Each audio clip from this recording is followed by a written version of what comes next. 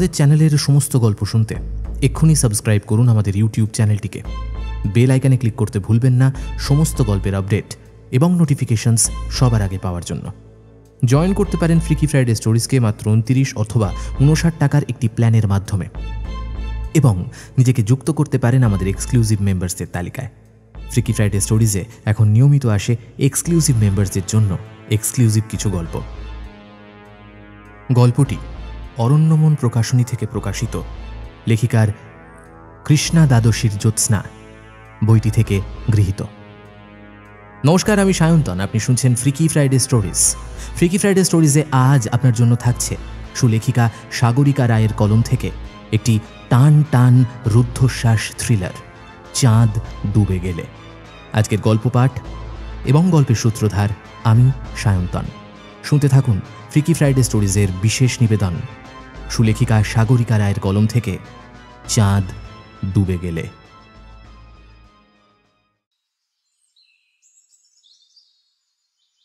চেয়ারটা বেশ পছন্দ হলো বদর আলীর।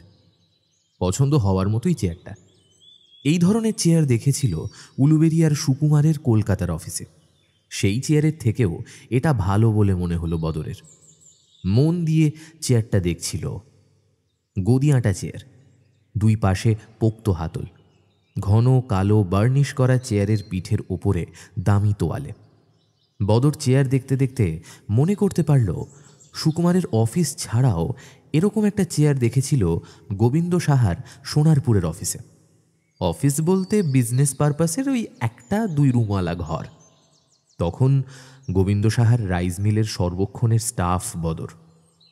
সব দেখাশোনা করার দায়িত্ব নিয়ে রীতিমতো হিমশিম খাচ্ছে। ওর কাজে খুশি সাহা। একদিন পাঠালো ডায়মন্ড হারবারে। সাহা সেখানে জমিয়ে প্রমোটিং চালাচ্ছে। সেই প্রথম ডায়মন্ডের অফিস রুমটা দেখল বদর। সেখানেও ওর চোখ আটকে গেল গোবিন্দর বসবার চেয়ারের দিকে।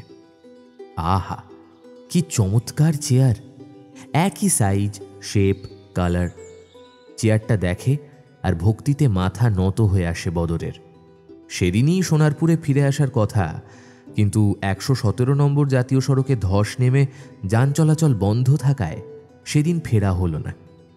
বিচ্ছিন্ন হয়ে পড়েছে কাকদ্বীপ আর কলকাতার মধ্যে সড়ক যোগাযোগ। উপায় কি? বদর কলকাতায় ফেরে কি করে? সাহা আশ্বাস দিল, একটাই তো রাত, এখানেই থাকতে হবে। কাল পরিস্থিতি স্বাভাবিক হলে ফিরে যাবে খন। এত দুশ্চিন্তার কি আছে? পুরুষ মানুষ, যেখানে রাত সেখানেই কাত। তুমি কি মেয়ে ছেলে নাকি হে? অগত্যা অফিসেই রাতটুকু কাটানোর ব্যবস্থা হলো। গোবিন্দ সাহা কাছের হোটেলে থাকবে। বদর অফিসের ভেতরে 2 বেঞ্চ জোড়া দিয়ে কাটিয়ে দেবে, এই রকমই ব্যবস্থা হলো। রাতে সামনের পাইস হোটেলে রুটি ডিম তরকা খেয়ে অফিসে শুতে গেছে বদর। তাড়াহুড়ো করেই শুতে গেল। বাইরে থাকা ঠিক নয় বিবেচনা করেছে বদর। যেখানে আছেও, এই এলাকায় জুয়ারু গ্রামের কয়েকজন হোটেলে, রেস্তোরাঁয়, রাস্তা সারাই ইত্যাদিতে কাজ করে। তেমন কারো মুখোমুখি হতে চায় না বদর আলী। কে দেখে ফেলবে তার দরুন সাংঘাতিক নাজেহাল হতে হবে। চাইলে ছোড়াছুরি চালিয়ে দেওয়া ওদের পক্ষে অসম্ভব নয়। কিছু কিছু মানুষ থাকে যাদের কাছে মানুষকে মেরে ফেলা খেলা ছাড়া আর কিছু নয়, শুধু একটু সুযোগ আর ছুতোর দরকার। যেমন সেদিন একটা কাণ্ড হলো। গিয়েছিল বঙ্কিম চ্যাটার্জি স্ট্রিটে। ফিরে আসার সময় মেট্রোতে উঠবে বলে ভেবেছে। মেট্রোতে সময়টা বেঁচে যায়। তো বদর কলাবাগানের মধ্যে দিয়ে যাবে বলে পা বাড়াতে এক অবাঙালি ভদ্রলোক ওকে পিছু ডেকে বললেন, এই রাস্তা কি আপনার চেনা? আগে কখনো গেছেন এই রাস্তা দিয়ে? বদর অবাক হয়েই তাকিয়েছে ভদ্রলোকের দিকে। সাদা শার্ট আর কফি কালারের ফুল প্যান্ট পরা অবাঙালি ভদ্রলোক ওকে এই রাস্তা সম্পর্কে এভাবে জিজ্ঞাসা করছেন কেন? ভদ্রলোক ওর চোখের দৃষ্টি দেখে বুঝে ফেলেছেন মনের কথাটা। একটু ইতস্তত করে বললেন, এই রাস্তাটা ভালো নয় ভাই। যেমন নোংরা তেমন বদ। পায়ে পা লাগিয়ে ঝগড়া শুরু করবে, তারপর টাকা পয়সা কেড়ে নেবে। আমার অভিজ্ঞতা বললাম আর কি। যাকে দেখি ওদিকে যাচ্ছে তাকেই সাবধান করি। বদর বুঝতে পেরেছে ভদ্রলোকের কথাটা। ও ধন্যবাদ গুছিয়ে দিতে না পারলেও হাত জোর করেছে। তারপর ভদ্রলোকের দেখিয়ে দেওয়া রাস্তা দিয়ে মেট্রোর উদ্দেশ্যে রওনা হয়েছে। পায়ে পা লাগিয়ে ছুতোনাতায় ঝামেলাবাজদেরও ভয় পায়। এখন দ্রুত অফিসের বারান্দায় উঠে কোলাপসিবল টেনে দিল, তালা পড়ে দেবে। ওয়াশরুমটা বাইরে। ফাইনালি শুতে যাওয়ার আগে হাত মুখ ভালো করে ধুয়ে শুতে যাওয়ার অভ্যেস বদরের। ও ঘরে ঢুকে একটু বসলো বেঞ্চের ওপর পা তুলে। ঘরের দুটো জানলা বন্ধ বলে গুমোট ঠেকছে, কিন্তু বদর জানলা খুলে হাওয়া খেতে কি পারবে? তার কারণ আছে, যে সে কারণ নয়, জবরদস্ত কারণ যাকে বলে। বহুদিন আগের এক হত্যাকাণ্ডের সঙ্গে ওর ভাই জড়িত ছিল। পরকীয়া কেস। মহিলা বিয়ের জন্য চাপ দিচ্ছিল, ব্ল্যাকমেল করছিল মনে হয়। মহিলাকে পরে খুন করে ভাই। গ্রামের কাছাকাছি এক জঙ্গলে লাশ ফেলে এসেছিল। ভেবেছিল কেউ জানতে পারবে না, কিন্তু স্থানীয় লোকজন জঙ্গলের মধ্যে মহিলার লাশ দেখে থানায় খবর দেয়। ওই মহিলার সঙ্গে বদরের ভাই আসার আলীর যে আশনাই ছিল সকলেই জানত। অগত্যা আসারের খোঁজ পড়লে দেখা গেল সে বেপাত্তা হয়েছে। বদর এই ব্যাপারে জড়িত নয়, তবু পুলিশ কম হ্যারাস করেনি। বদর তারপরেই গ্রাম ত্যাগ করে। রাতের অন্ধকারে গ্রাম ছেড়ে পালিয়ে আসে কলকাতায়। সে এক দিন গেছে ওর। মনে ভয় আছে বদরের। সেই মহিলা যার সঙ্গে আসরের প্রেম ছিল, তাকে আসর খুন করেছে কিনা বদরের জানার উপায় নেই। কিন্তু মহিলার স্বামী আসরকে না পেয়ে বদরকে হুমকি দিয়েছে, হাতে পেলে কাটা মুন্ডু নিয়ে নাকি ফুটবল খেলবে।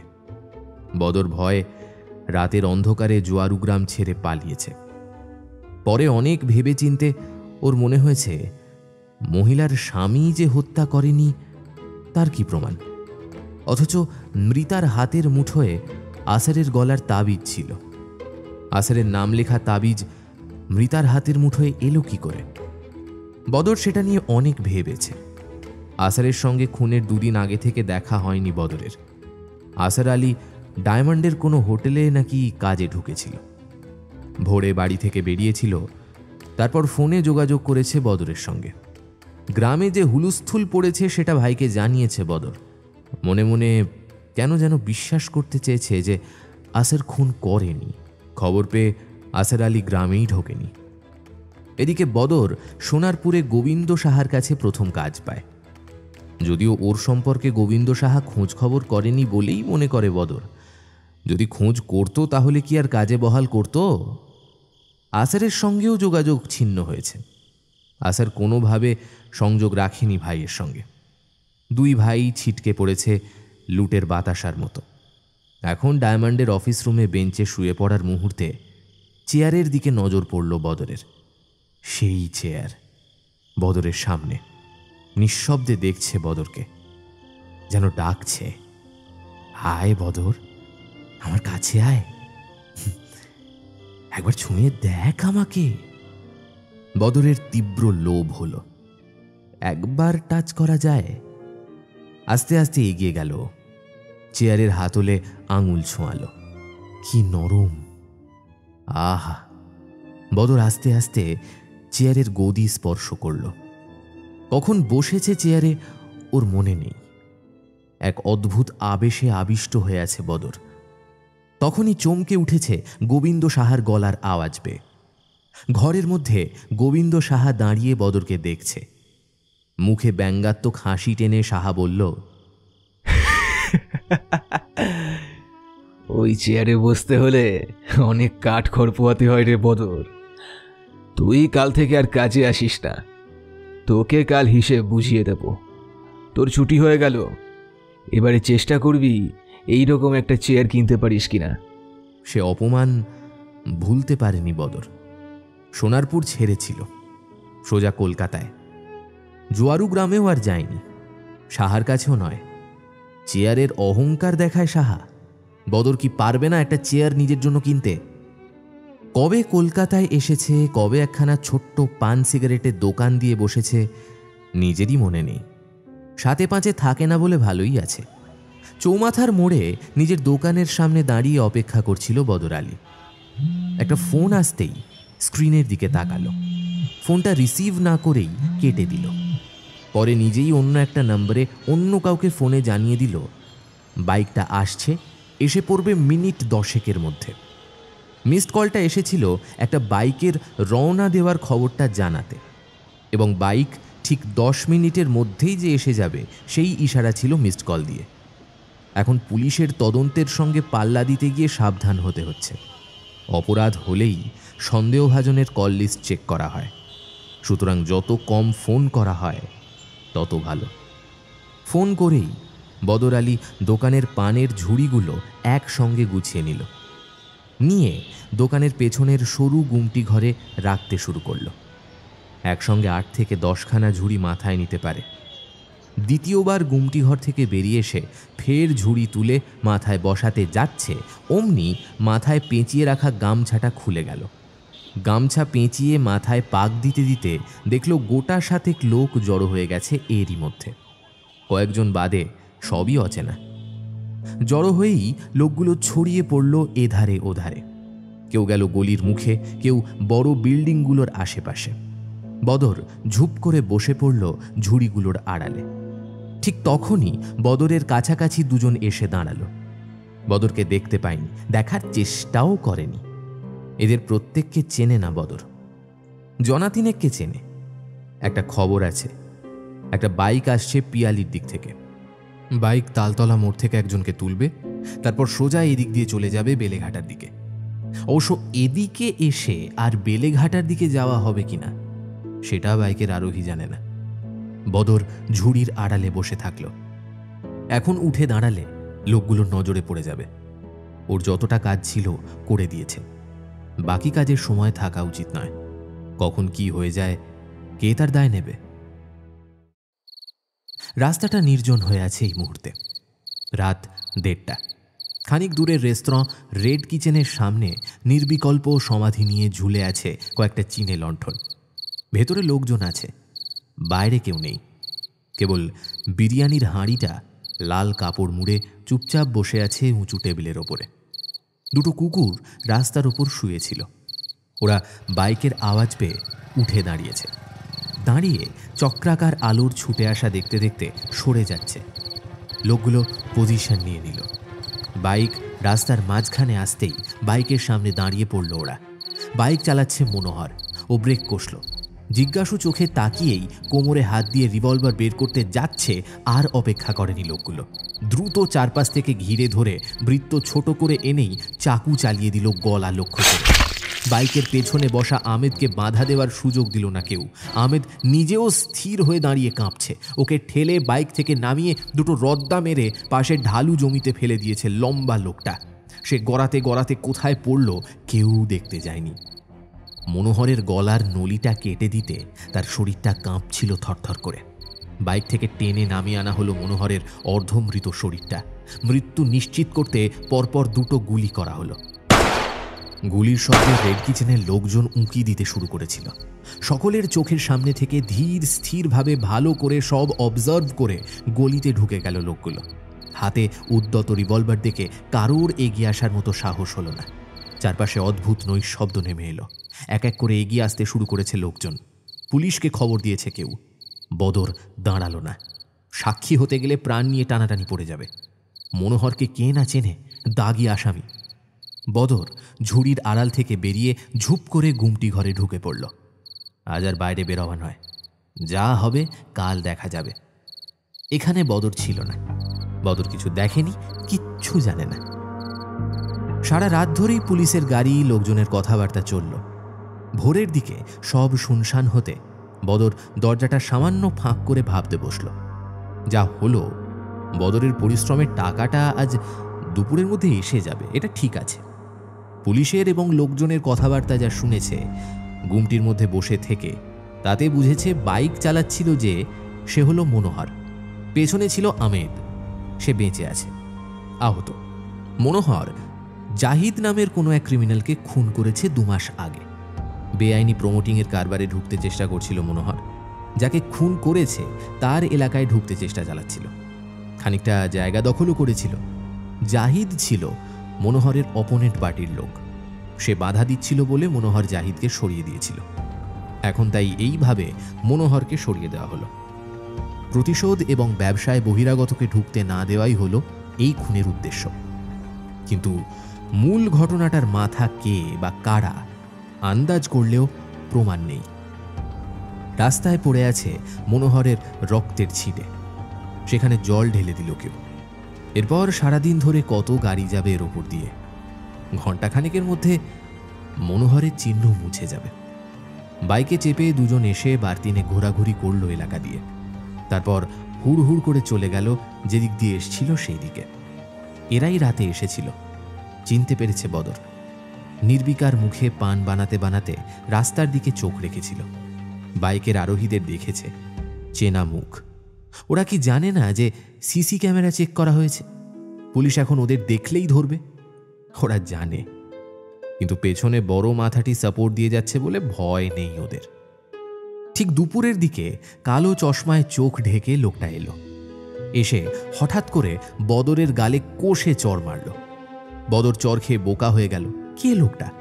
বদরকে মারল কেন? লোকটা বিশ্রী হেসে একটা 2000-এর নোট রেখে চলে গেল।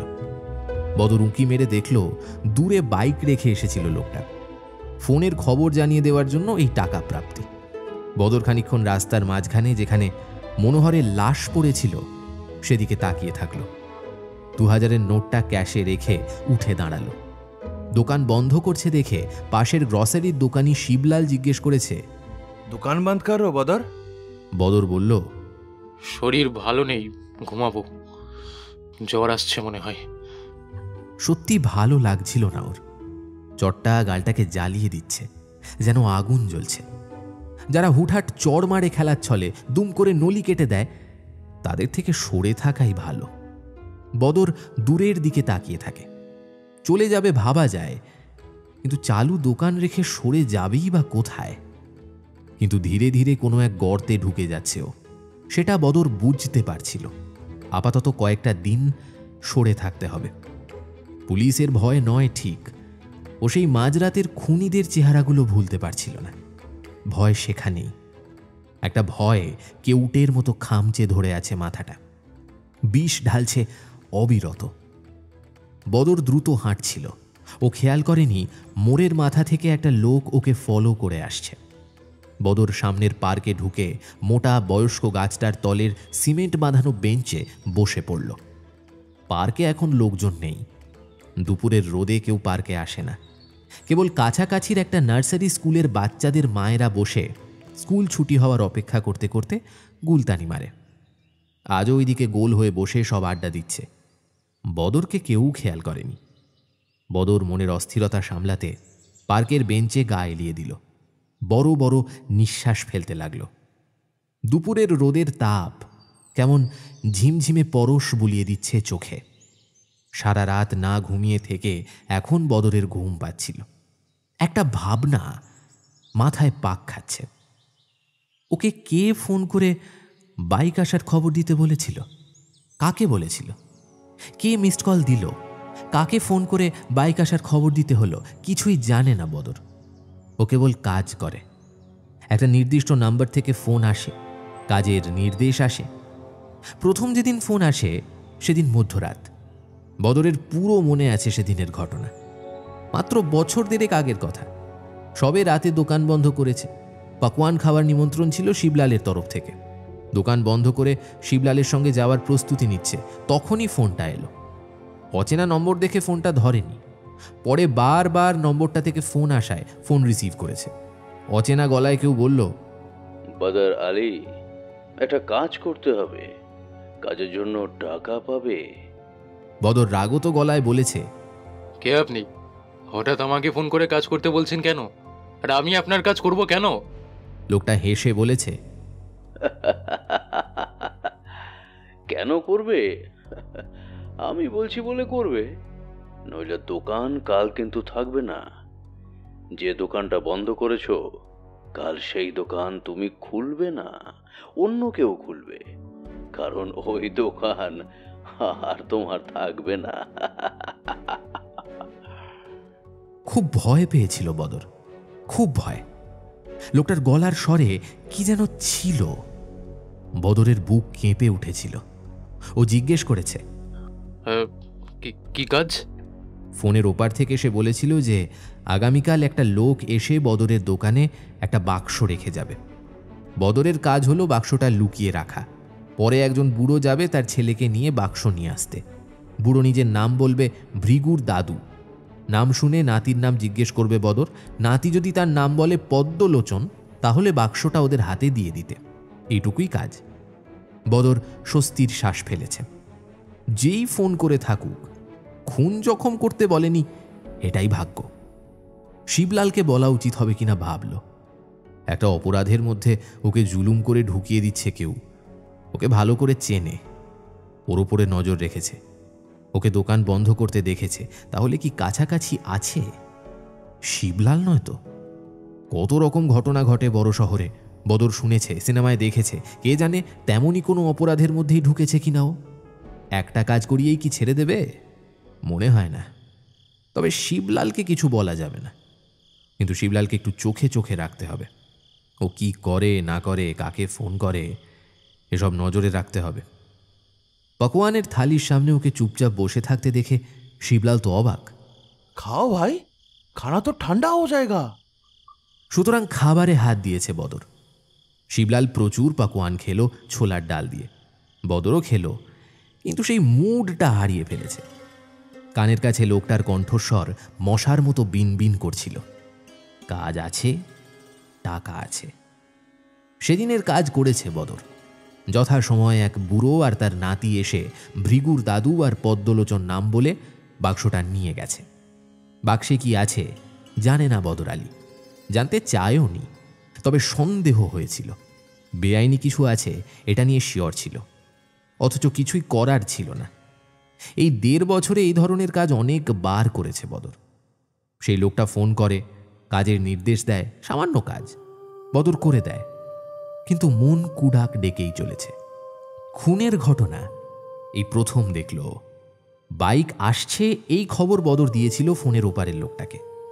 ও জানতো না যে বাইক চেপে আসছে তাকে মেরে ফেলা হবে। বদর চোখ দুটো কেবল বুঝেছে, শরীর ছেড়ে দিচ্ছে যেন। ঠিক তখন খুব স্বাভাবিকভাবেই ওকে ফলো করে আসা লোকটা ওর পাশে এসে বসল। একটু হেসে বলল, নোট পেয়ে গিয়েছে। আরও একটা কাজ আছে, সামান্য কাজ, পয়সা ভালো, তুমি জাস্ট চিনিয়ে দেবে ওদের। আরে আরে চমকে যাচ্ছ কেন? তুমি ছাড়া কেউ ছিল নাকি স্পটে? সব দেখেছো, আমি জানি। সিসি ক্যামেরা লোপাট করে দিয়েছে। এখন ভরসা তুমি। রাজি হতেই হবে, নইলে জানো তো। আরে আমি পুলিশ নই, হেল্প চাই, শুধু সামান্য হেল্প। কেউ তোমার নাম জানতে পারবে না, দূরে দাঁড়িয়ে চিনিয়ে দেবে, ব্যাস। আচ্ছা, ছবি দেখালে চেনাতে পারবে? পয়সা পাবে প্রচুর। 2000 দিয়ে ভুলিয়ে রাখার পাত্র আমরা নই। আরে কিছু তো বলো, হাঁ করে তাকিয়ে আছো কেন? বদর আতঙ্কে কথা বলতে ভুলে যাচ্ছিল। কে এই লোক? কোন গ্রুপের? কেন বদরকেই অ্যাটাক করছে এরা? রাস্তার ধারের পান দোকানিকে হাতে রাখলে খবর পাওয়া যায় প্রচুর, অথচ তাকে কেউ সন্দেহ করে না। বদর আগেও 2-4 বার এমন কাজ করেছে, তবে সেসব ছিল খবর আদান প্রদানের কাজ। কে জানে সেসব খবরের মূলে কোথাও খুন লুকিয়েছিল কিনা। থাকলেও বদর জানতে পারেনি। এবারে চোখের সামনে খুন হওয়ায় মাথাটা টলমল করছে। কিন্তু এই লোকটা কি ফাঁদ পাততে এসেছে? কিছুই বলা যায় না। বদরের মতলব কি জানার জন্য বন্ধু সেজেও আসতে পারে। হয়তো খুনিরাই স্পাই পাঠিয়েছে। বদর উঠে রওনা হলো। বাটুদার বাড়িতে যাবে। অনেক দিন যাওয়া হয়নি। বাটুদার সঙ্গে কথা বলবে আজ, অনেক কিছু জানাতে হবে। একই জায়গার ছেলে বলে বাটুদার সঙ্গে যোগাযোগ রাখে বদর। একই গ্রামের ছেলে, কলকাতায় এসে হঠাৎ করে দেখা। এখন একই শহরে থাকে দুজন। এই বিরাট শহরে বাটুদা ছাড়া তার আর কেউ নেই। বছর 2 আগে ভোরবেলায় দোকানের সামনে জল ছিটোচ্ছে, দেখে একটা লোক হেঁটে হেঁটে আসছে। হাঁটার ভঙ্গিতে লোকটাকে দেখে চিনেছে বদর। ও প্রায় ছুটে গেছে। আপনি আপনি বাটুদা না? লোকটা অবাক চোখে বদরকে দেখে ন যজৌ ন তস্থৌ অবস্থায় দাঁড়িয়ে রইল। বদর অপ্রস্তুত। লোকটা বাটুদা এ বিষয়েও শিওর, কিন্তু বাটুদা ওকে কেন চিনতে পারল না সেটা বুঝতে পারছিল না। প্রায় কাছাকাছি বাড়ি ওদের, গ্রামের ছেলেরা পরস্পরকে ভালোই চেনে। তাহলে খানিক পরে বাটুদা প্রায় ঝটকা মেরে নিজেকে মাটিতে এনেছে। আরে বাদার, তুই এখানে? আমি চিনতেই পারিনি। কবে এলি? সেদিন বাটুদা বেশি কথা বলেনি, ওর কাজকর্ম সম্পর্কে খোঁজ নিয়েছিল, দোকানটা দেখেছে, তারপর চলে গেছে। বাইক নিয়ে দূরে দাঁড়িয়েছিল কে একটা লোক। বাটুদা লোকটাকে হাত তুলে এগিয়ে আসতে বলল। বাইক নিয়ে লোকটা এগিয়ে আসতেই বাটুদা বাইকে উঠে পড়ল, হাত নেড়ে চলে গেল।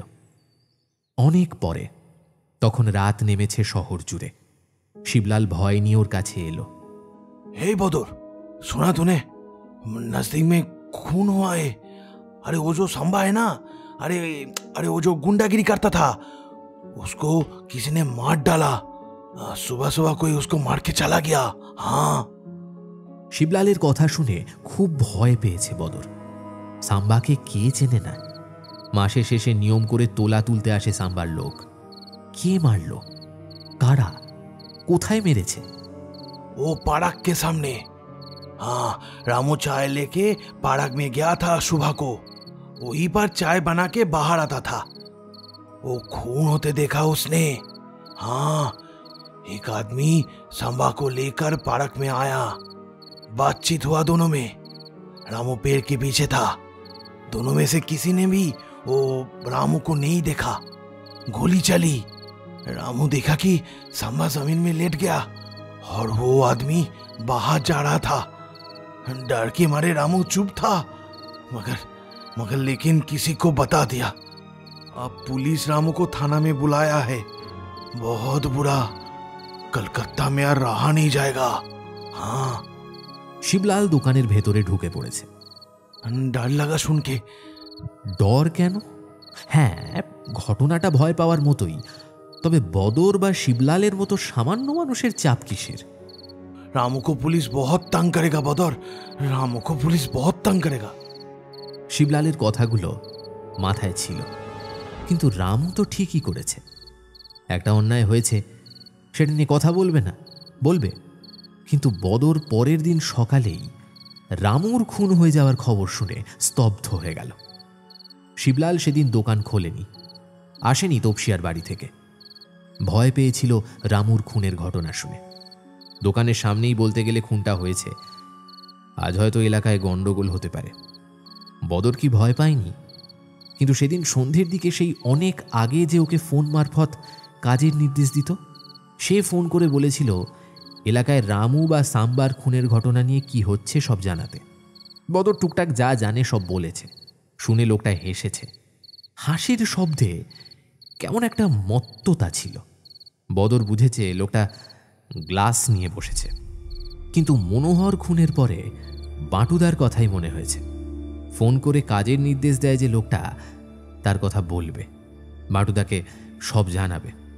বৌদি ভালো মানুষ, একটা ছেলে আছে, আজও সেখানেই যাবে বদর। ওদের কাছে গিয়ে থাকবে খানিকক্ষণ, বাটুদাকে বলবে যে কোনো কাজ দিতে। আর ভালো লাগছে না বদরের। প্রাণ নিয়ে ভয় থাকতে হলে ব্যবসা করবে কখন? ব্যবসা তুলে দিয়ে বাটুদার কোম্পানিতে জয়েন করবে। বাটুদার নাকি একটা কোম্পানি আছে, সে নিয়ে বেশি কিছু জানে না বদর, কিন্তু বাটুদা সেই কোম্পানিতে একটা কাজ দিতে পারবে না বদরকে। বাটুদার বাড়িতে যখন পৌঁছল, বিকেলের ছায়া নেমেছে। এদিকে বড় বড় গাছ রয়েছে, চারপাশেই একটা বেশ শান্ত ভাব। লাইট ব্লু কালারের ছোট দোতলা বাড়িতে গিয়ে বেল বাজাতেই বাটুদা দরজা খুলে ওকে দেখে অবাক। তুই? কি ব্যাপার? আয় ভেতরে আয়। এই বলে ওকে ঢুকিয়ে দরজা বন্ধ করতে করতে তাকালো। তোকে কেমন যেন দেখাচ্ছে। কি হয়েছে রে বদর? ভয় পেয়েছিস নাকি? বদর বলল, বাটুদা, বাটুদা বাঁচাও আমাকে, একটা ঝামেলায় ফেসে যাচ্ছি। বাটুদা ওকে নিজের অফিস রুমে নিয়ে গিয়ে বসালো। তাকে ডেকে চা দিতে বলল। চা খেতে খেতে বাটুদা দরজা ভেতর থেকে বন্ধ করে দিল। বল। বদর চায়ে চুমুক দিতে দিতে গুছিয়ে নিচ্ছিল। তারপর আদ্যপান্ত খুলে বলল, একটা শব্দও বাদ দিল না। কথার শেষে অনুরোধ জানাতে ভোলেনি। একটা কাজ দাও, কাজ চাই একটা। বাটুদা ভাবছিল ওর দিকে তাকিয়ে, অন্যমনস্ক সুরে বলল, কাজ? বেশ, তা পানের দোকানটা তুলে দিতে চাস নাকি? সেটা করিস না কিন্তু, দোকানে থাক, তোকে কেউ কিছু বলবে না, আমি আছি। তবে যখন যা বলবো করতে পারবি তো? আমার বিজনেসের কাজ মাঝে মাঝে করে দিস, তাহলেই হবে। দোকানটা থাক, দরকার আমি পেছনে আছি তোর। আপাতত আমার ফার্ম হাউসের কাজ করতে হবে, কিছু কাজ তোকে দেবো। আমার গাড়িতে যাবি, কাল সকালের দিকে চলে যায়। তাহলে দোকান কাল খুলিস না। কেউ কারণ জিজ্ঞাসা করলে বলবি শরীর ভালো নেই, রেস্ট নেবে। এখানে আসছিস, ফার্ম হাউস এসব নিয়ে একটা শব্দও কিন্তু বলবি না। পরের দিন দত্তপুকুরের দিকে বাটুদার ফার্ম হাউসে পৌঁছে গেল বদর। বাটুদার গাড়িতে ও ছাড়া ছিল আরও একজন। সে বেশ গম্ভীর। সারা রাস্তায় কেউ কোনো কথা বলল না। বদরের কেন যেন ঘুম পাচ্ছিল। আসলে রাতে ভালো ঘুম হয়নি। ভোরে উঠে বাটুদার ফার্ম হাউসে যেতে হবে বলে উত্তেজনা ছিল। এখন রওনা হওয়ার পরে উত্তেজনা প্রশমিত হয়ে তন্দ্রা আসছে। ঘণ্টাখানেক পরে লোকটা বদরকে বলল, নামো, এসে গিয়েছি। দুজনেই নেমেছে। চারপাশে গাছপালা, পুকুর। ফার্ম হাউসে গোটা 5 লোক কাজ করে। ওদের দেখে একজন এগিয়ে এসে বদরের সঙ্গীর সঙ্গে আলাদা করে একপাশে গিয়ে কথা বলতে বলতে বদরের দিকে তাকাচ্ছিল। বদর বুঝতে চেষ্টা করছিল ওকে এখানেই কাজ করতে হবে কিনা, কিন্তু ওর সঙ্গে কেউ কথা বলল না। পুকুরের ধারে একটা শান বাঁধানো পলাশ গাছের নিচে বসে থাকলো বদর। একটা কালো বেঁটে লোক এসে বদরকে ঘন দুধের চা আর 2টো আলুর চপ দিয়ে গেল। চপগুলো গরম, চায়ে গুঁড়ো দুধের গন্ধ। ফার্ম হাউসে গুঁড়ো দুধের চা হয় কেন? গরু রয়েছে অনেকগুলো, দুধ বিক্রি হয়। নিজেরা সামান্য দুধ রাখে না চা খাওয়ার জন্য? চা শেষ হতে হতেই একজন লোককে নিয়ে বদরের সঙ্গী লোকটি এলো। তার হাতে বড় একখানা বাক্স। অন্য লোকটার হাতেও একই সাইজের একটা বাক্স। 2টো বাক্সই গাড়িতে তুলে দিল ওরা। বদরের দিকে তাকিয়ে সঙ্গী লোকটি বলল, চলো, রওনা হতে হবে। এই গাড়ি তোমার দোকানের সামনে থামলে বাক্সগুলো দোকানে রেখে দেবে। নিজের হেফাজতে রাখবে বাক্সগুলো। আর সাবধান, আগুনের সামনে বাক্সগুলো রাখবে না। কিছু দাহ্য পদার্থ রয়েছে, মনে রেখো। কেউ জিজ্ঞেস করলে বলবে বিস্কুট আছে। বদর কিছু বোঝার আগেই লোকটা গাড়িতে উঠে বসল। চোখের ইশারায় বদরকে বসতে বলল। গাড়ি ছুটল কলকাতার দিকে। স্বস্তির নিঃশ্বাস ফেলেছে বদর। বাটুদার হেব্বি পাওয়ার আছে, বোঝাই যাচ্ছে। সেদিন কাজটা ঠিকঠাক হওয়ার পরে রাতে দোকান বন্ধ করার সময় সেই বাক্সের একটাতে পা লাগতে যাচ্ছে, অমনি থেমে গেল বদর। ওর সঙ্গের লোকগুলো বলে দিয়েছে, দেখো, বাক্স খুলতে যেও না, ধাক্কা দিও না। কি আছে বুঝেছ আশা করি। বদর হাতের চাবি নিয়ে কাঠের মতো দাঁড়িয়ে রইল। কি আছে এর মধ্যে? কাঁচের বাসন? না, তাহলে খুলতে বারণ করলো কেন? বাই চান্স ভেঙে যেতে পারে বলে? আবার কেউ জিজ্ঞেস করলে বিস্কুট আছে বলতেই বা বলেছিল কেন? এত সব বুঝতে পারেনি বলেই একটা টিকটিকে খোঁচা সারাক্ষণ সূচের মতো প্রশ্ন করে চলেছে। তবে সে নিয়ে বেশি ভাবার সময় পায়নি বদর। 3-4 পরে 2জন অচেনা লোক এসে বাক্স 2টো নিয়ে গেল। লোকগুলো আসার আগে বাটুদা বদরকে ফোন করে লোক 2টোর কথা জানিয়ে দিয়েছিল। বাক্স গয়ও তো বদরও ভাবনা ভাগিয়ে দিল। এরপরেই বাটুদা ওকে ডেকে পাঠালো হোটেল 722-তে। সেদিনই সন্ধ্যের দিকে কেবল দোকান খুলবে কিনা ভাবছে, তখনই ফোন এলো। বাটুদা ডেকেছে। হোটেলে ঢুকতে ভয় করছিল, কিন্তু একটা লোক ছিল বাইরে। সে বদরের জন্য অপেক্ষা করছিল। পথ দেখিয়ে শটান হোটেলের ভেতরে বাটুদার সামনে গিয়ে হাজির করে দিল। একটা রুমে আয়েশ করে বসেছিল বাটুদা। বদর বাটুদাকে দেখে স্বস্তি পেল। যাক বাবা, বাটুদা বলল, বদর, কাজ চেয়েছিলি?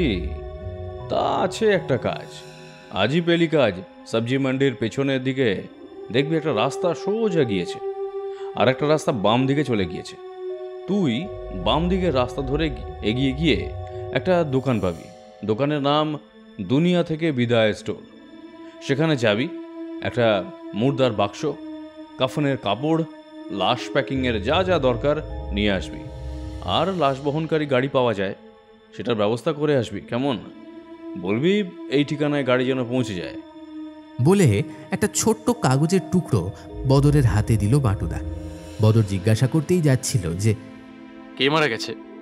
বদর, প্রশ্ন নয়, কাজ করবি, প্রশ্ন করবি না। তবে আজ বলছি, আমার ব্যবসার একজন কর্মচারীর বাবা মারা গিয়েছে। আর কাউকে বলবি না যে আমার কাছে কাজ করছিস, তাহলে প্রচুর লোক আমাকে ধরে বসবে। কাউকে কিছু বলবি না কিন্তু, ব্যাস। বদর বাটুদার কথা মতো সব করেছে। বাটুদা পরের দিন বিকেলের দিকে ওর দোকানে গিয়ে মিষ্টি খাওয়ার জন্য 500 টাকা দিয়েছে। কাজটা করে দিয়েছিস, খুব ভালো। এই নে, এখন অল্প দিলাম, বড় কাজ করতে হলে বড় নোট পাবি, কেমন? বদর খুব খুশি। বাটুদার কত দিকে নজর আছে ভেবে অবাক হয়েছিল। তবে পানের দোকান চালু রেখেছে। বাটুদার থেকে আশ্বাস পেয়ে পরের দিন সকালেই দোকান খুলেছে। শিবলাল বলল, বদর, বুখার নেই তো? বদর মুচকি হাসে। না, वो जो डर के मारे भाग गिल बा। বদরের ভোজপুরি শুনে হে হে করে হাসে শিবলাল। এর মধ্যে 2 দিন পেরিয়ে গেল। সেই লোক আর আসেনি। ওকে সাক্ষী হতে বলতে কেউ আসেনি। ভারী আজব ব্যাপার স্যাপার, মানতেই হবে। কেন যেন পার্কের ভেতরে ঢুকতে ভয় হয়। মনে হয় কে যেন একটা লুকিয়ে আছে, অপেক্ষা করছে বদরের জন্য।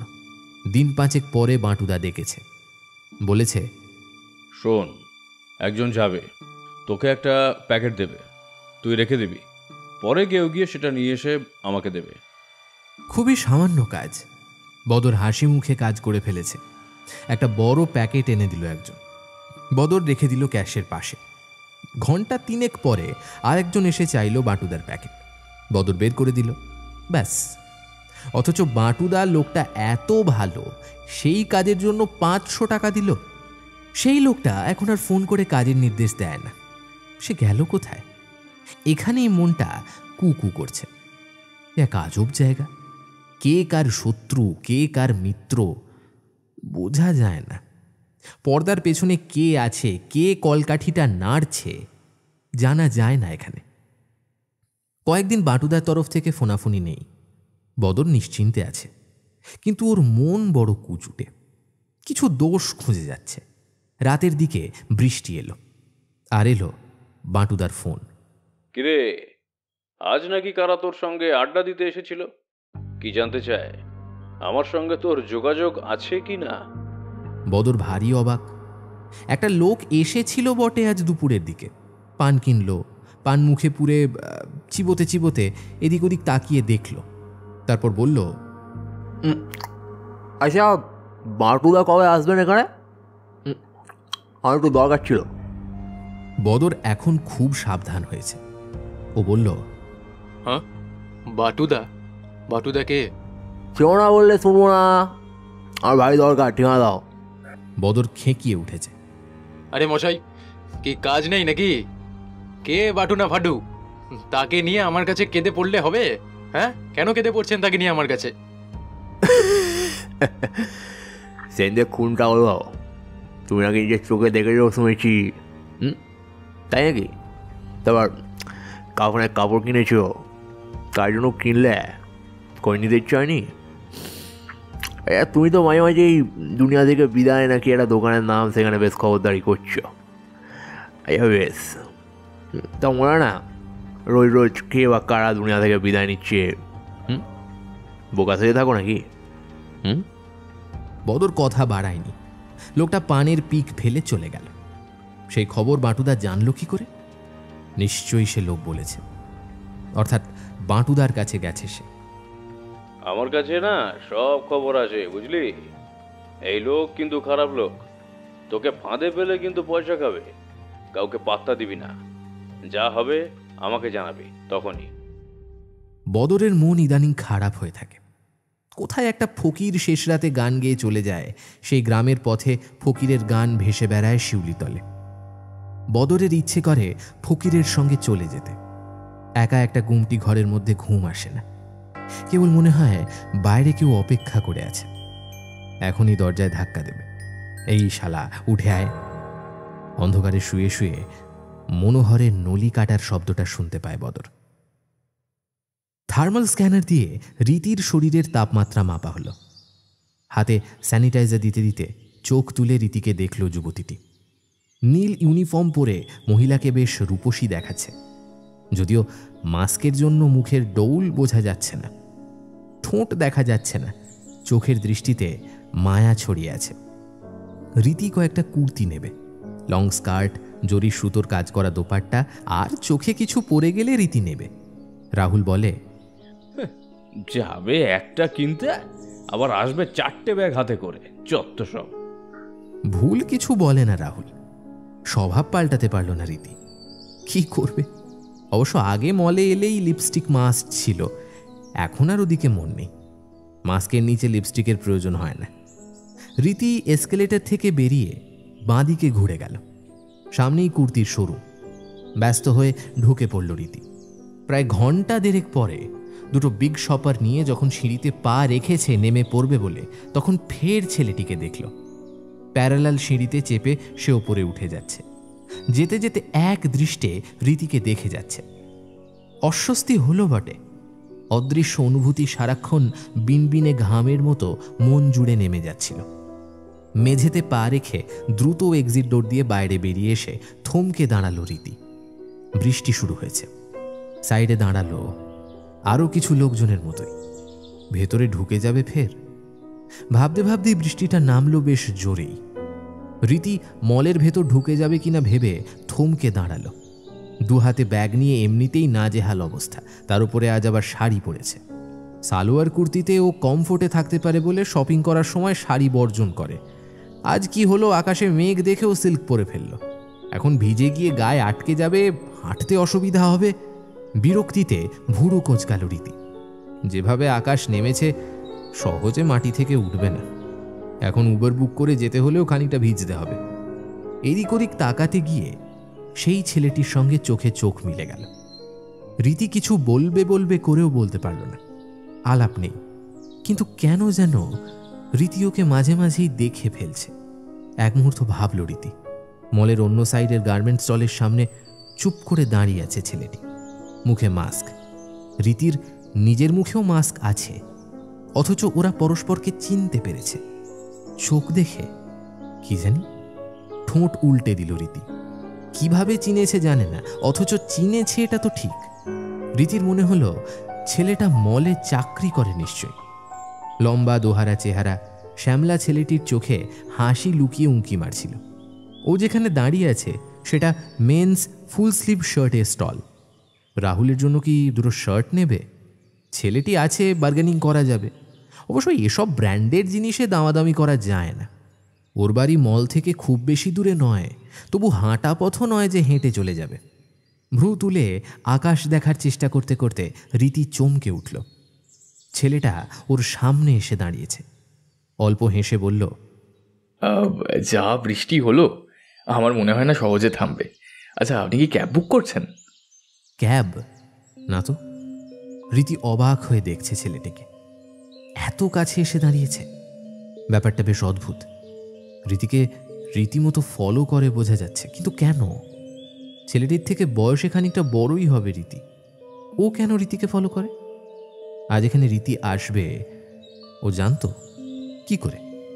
তার মানে এর আগেও ছেলেটিকে রীতি দেখেছে, যখন ছেলেটি ওকে ফলো করেই সেখানে গেছে। কে? রীতির মুখ দেখেই যা বোঝার বুঝে নিয়েছে সে। ফোন বের করে গাড়ি বুক করে নিল। তারপর রীতিকে বলল, আসুন, বাইরে গাড়ি এসে গিয়েছে। আচ্ছা দাঁড়ান, আমি ছাতা নিয়ে আসি। বলেই মলের ভেতরে ঢুকে ছাতা নিয়ে বেরিয়ে এলো। রীতি কিছু বুঝে ওঠার আগেই রীতির হাত থেকে ব্যাগ নিয়ে ছাতা রীতির হাতে দিল, ইশারায় ডেকে নিল, আসুন। রীতি ছাতার তলে ঢুকে মেন রোডে উঠে এসেই গাড়িটা দেখতে পেল। ছেলেটা ব্যাগগুলো গাড়ির ব্যাক সিটে ঢুকিয়ে দিয়েছে। রীতি ছাতাটা ছেলেটার হাতে দিয়েই গাড়ির ভেতরে চলে গেল। জানলার কাঁচ নামিয়ে হাত নাড়ালো। থ্যাঙ্কস। ছেলেটা হাত নাড়ছিল। গাড়ি ততক্ষণে চলতে শুরু করেছে। বাইপাসে ঢুকে যেতেই রীতির হঠাৎ একটা কথা মনে পড়ল। ওর বাড়ি কোথায়? ছেলেটা জানে, বুক করার সময় ড্রপ লোকেশন তো দিয়েছে নিশ্চয়ই। ও রীতিকে চেনে। ভয় কুরকুর করে পিঠ বেয়ে নামছে। কি হচ্ছে এসব? যা হচ্ছে ভালো হচ্ছে না। কু ডেকে উঠল মন। সাবধান রীতি, সাবধানে পা ফেলো। আশ্চর্যের ঘটনা হলো, মন ছেলেটার চারপাশে ঘুরে চলেছে। বেশ কিছুদিন ধরেই ছেলেটাকে দেখেছে। আজ কেন যেন বুকের ভেতরে একটা রিনরিনে বাঁশি বেজে উঠেছে। বাইরের বৃষ্টি রীতির মন ভিজিয়ে দিচ্ছিল। হ্যান্ডসাম ছেলে কি প্রথম দেখছে রীতি? রাহুল যথেষ্ট হ্যান্ডসাম, কিন্তু এই যে হাসির ছটামাখা চোখ, সে যেন সারাটা পথ পিছু পিছু আসছে। রীতি হর্নের আওয়াজে একটা সময় সময় ফিরেছে। স্কুলটা পেরিয়ে যেতেই ব্যাগ গুছিয়ে নিল। বাড়ির কাছাকাছি এসে গেছে। বাড়ির সামনে এসে নেমেছে রীতি। রাহুল এ সময় বাড়িতে থাকে না। রীতি ঘড়ি দেখল, 7:30। সন্ধে পেরিয়ে যাচ্ছে। একটু দেরি হলো বাড়িতে ফিরতে। আসলে সবসময় সবটা নিজের হাতে থাকে না। ছেলেটার কথা কি রাহুলকে বলা ঠিক হবে? রাহুল হয়তো চিনতে পারে। অবশ্য রাহুলকে কিছু বলা মানে রাহুল অর্ধেক শুনবে, অর্ধেক ওর কান ঘেঁষে বেরিয়ে যাবে। রীতির সব কথা রাহুল শোনে না। নিজের জগতে রাহুল প্রচণ্ড ব্যস্ত, সব সময় উত্তেজিত, সব সময় তাড়াহুড়ো ভাব। রীতি সিঁড়ি ভেঙে দোতলায় উঠল। ছোট্ট বাড়ি মনের মতো করে গুছিয়ে নিচ্ছে রীতি।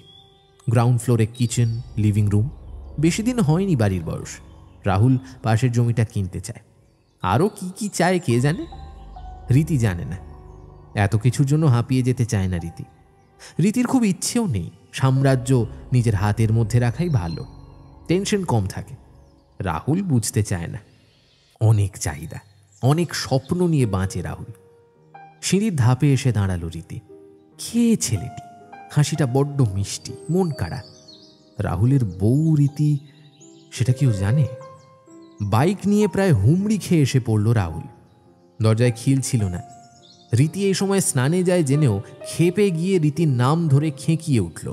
যেন রীতির উচিত ছিল রাহুলকে জিজ্ঞাসা না করে স্নানে না যাওয়া। যেন প্রতিদিনই রীতি রাহুলকে জিজ্ঞেস করেই স্নানে যায়। বাথরুমের জল পড়ার শব্দে শরীরে আগুন জ্বলছিল রাহুলের। কিন্তু সে কথা রীতি বুঝলে তো। ও এখন লম্বা আয়নাটার সামনে দাঁড়িয়ে দেহ সৌষ্ঠব দেখছে খুঁটিয়ে। মধু ফধু আরও কি কি সব মেখেছে নিশ্চয়ই। সেসব তুলে বডি অয়েল রিমুভ করে তবে না বেরোবে। বেরিয়ে যদি দেখে রাহুল মরে পড়ে আছে, তখন কি করবে সুন্দরী? কার জন্য এত সাজ? সব মধু পিঁপড়ে চেটে খাবে। জীবনের কিছুই দেখেনি। যদি জীবন একবার তার অপোজিটের পর্দাটা সরিয়ে দেয়, তাহলে বুঝবে ভয়ঙ্কর শব্দের অর্থটা আসলে কি। বাড়িতে রীতি একা, অথচ স্নানে গেল সদর দরজা বন্ধ না করে। স্রেফ ভেজিয়ে রেখেছে। বুদ্ধি কবে হবে ওর? বাথরুমের জল পড়ছে অবিরাম। ভেতরে গুনগুন করে মন। অন্য সময় হলে কত না আদিক্ষেতা হতো, কত চাঁচা ছোলা কাব্যি হতো। রাহুল কাব্য টাব্য বোঝে না, সেই জন্য রীতির অভিযোগ আছে। ওদের পাড়ার নানটুদা নাকি রীতিকে নিয়ে কবিতা লিখেছিল। এসব শুনলে রাহুল তীব্র বিরক্ত হয়। মেয়েদের ন্যাকা কথাগুলো সহ্য হয় না। নানটুদাকে বিয়ে করলেই তো হতো, কাব্যি করতে শূন্য হাড়ির সামনে বসে। তার করবে, তখন তো পকেট ভর্তি লোকের কথা মাথায় থাকে। চালু মাল। মাঝখান থেকে নানটুদা কেস খেয়ে মরে। এই রীতি, বের হবে আজ। রাহুল ক্রোধ সামলাতে পারছিল না। পাগলের মতো গিয়ে বাথরুমের দরজায় ধাক্কা দিয়েছে। সঙ্গে সঙ্গে জল পড়ার শব্দ বন্ধ হয়ে গেল। রীতি বোধহয় বেরোবে এবার। রাহুল রক্তাভ চোখে বাথরুমের দরজার দিকে তাকিয়ে থাকে। না, রীতি শুনতে পায়নি। ফের জলের শব্দ আসছে। রীতি, একটু বের হও। রীতি, আমার খুব দরকার আছে বলছিল, কিন্তু নিজের মনে মনে। বাইরে মনের শব্দ বোঝা যাচ্ছে না। ভয় হয় কেউ শুনে ফেললো কি না ভেবে। স্নানঘরের জলের ভেতর দিয়ে শব্দ পৌঁছল না। রীতি যথারীতি স্নান করে চলেছে। রাহুল ছুটে গিয়ে সদর দরজায় তালা মেরে দিল, ডবল তালা। বারান্দার কোলাপসিবল গেটেও তালা মেরে দিল। দ্রুত ঘরের ভেতরে ঢুকে দরজা বন্ধ করে ভারী খিল দিয়েও শান্তি পেল না। লক আটকে দিয়ে শ্বাস ফেলল। ফ্রিজ খুলে ঠান্ডা জল বের করে অনেকটা গলায় ঢেলে দিল। এসি অন করেও দরদর করে ঘামছিল। ঠিক সেই মুহূর্তে শব্দটা হলো। চমকে উঠেছে রাহুল। পর মুহূর্তে এক ঝলক সুগন্ধ নাকে আসতেই স্বস্তিতে তাকালো। বাথরুমের দরজা খুলেছে। রীতি ভেজা চুল, ঠান্ডা শরীর নিয়ে ঘরে ঢুকেছে। পাশের ঘরে ওর মৃদু গলার সঙ্গীতের মূর্ছনা ঘুরে ফিরে বেড়াচ্ছিল। রাহুল তখন সামনের দিকে জানলাগুলো বন্ধ করছিল। নিজেকে খানিকটা আড়াল করে রেখে জানলাগুলো বন্ধ করছিল। বাইরে থেকে কেউ পিস্তল তাক করে নেই সেটা কে বলবে? জানলায় দাঁড়িয়ে ভয়কে আটকে রাখা যায় না। রীতি ঘরে ঢুকেছে, রাহুলের দিকে তাকিয়ে অবাক প্রায়। এ সময় রাহুল বাড়িতে থাকে না, তাহলে হলো কি? আর জানলা দরজা বন্ধ করছেই বা কেন? কেমন অস্থির দেখাচ্ছে ওকে। রীতিকে দেখে খেপে গেল রাহুল, প্রায় মারতে ওঠে আর কি। কোথায় ছেড়ে? আমি মরে গেলে তারপর আসতে? মানে কি হলো কি তোমার? মরতে যাবে কেন? এই বের হলে ব্রেকফাস্ট করে, এখনই ফিরে এলে যে? আমি স্নানে গিয়েছি এই কিছুক্ষণ, তুমি গেলে আর আমিও স্নান করতে গেলাম। আমি কি করে জানবো যে তুমি এক্ষুনি ফিরে আসবে? কি হলো বলো তো, অস্থির দেখাচ্ছে কেন? উদ্ধার করেছো? হ্যাঁ, দরজা জানলা খুলে উনি স্নান করতে গেলেন যমুনায়।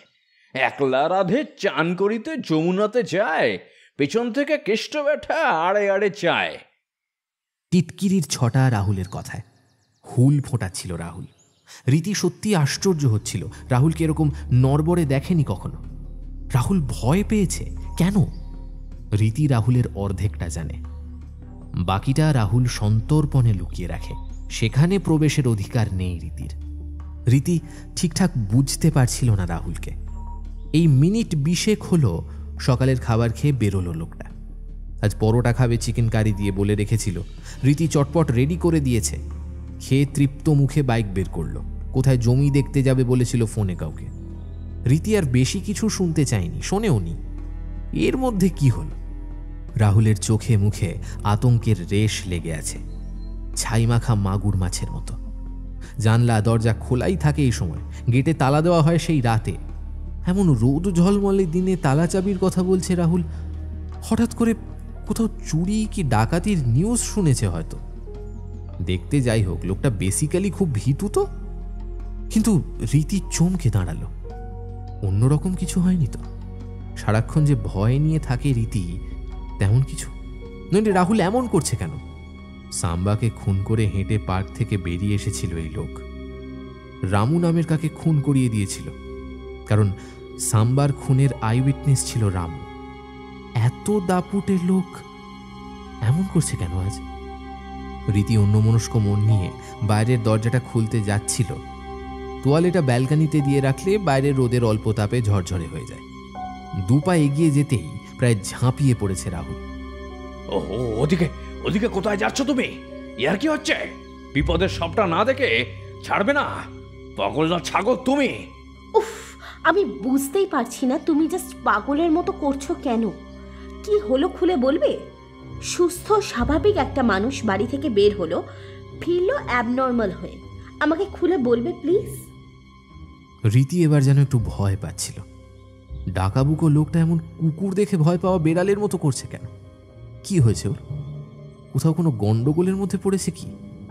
ও যে ব্যবসার সঙ্গে যুক্ত, তাতে এমনটা হামেশাই হয়ে থাকে।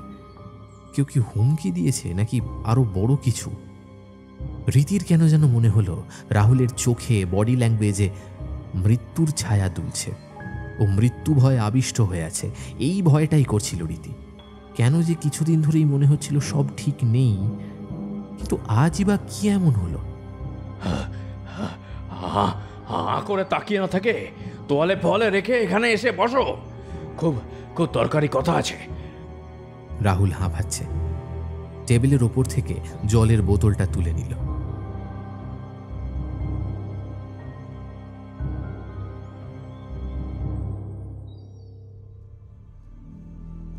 এবারে সত্যিই ভয় পেল রীতি। রাহুল ওর সঙ্গে বসে কথা বলার পাত্র নয়। প্রেম প্রেম আসে না ওর। ও ঠিক কোনো ঝামেলায় পড়েছে।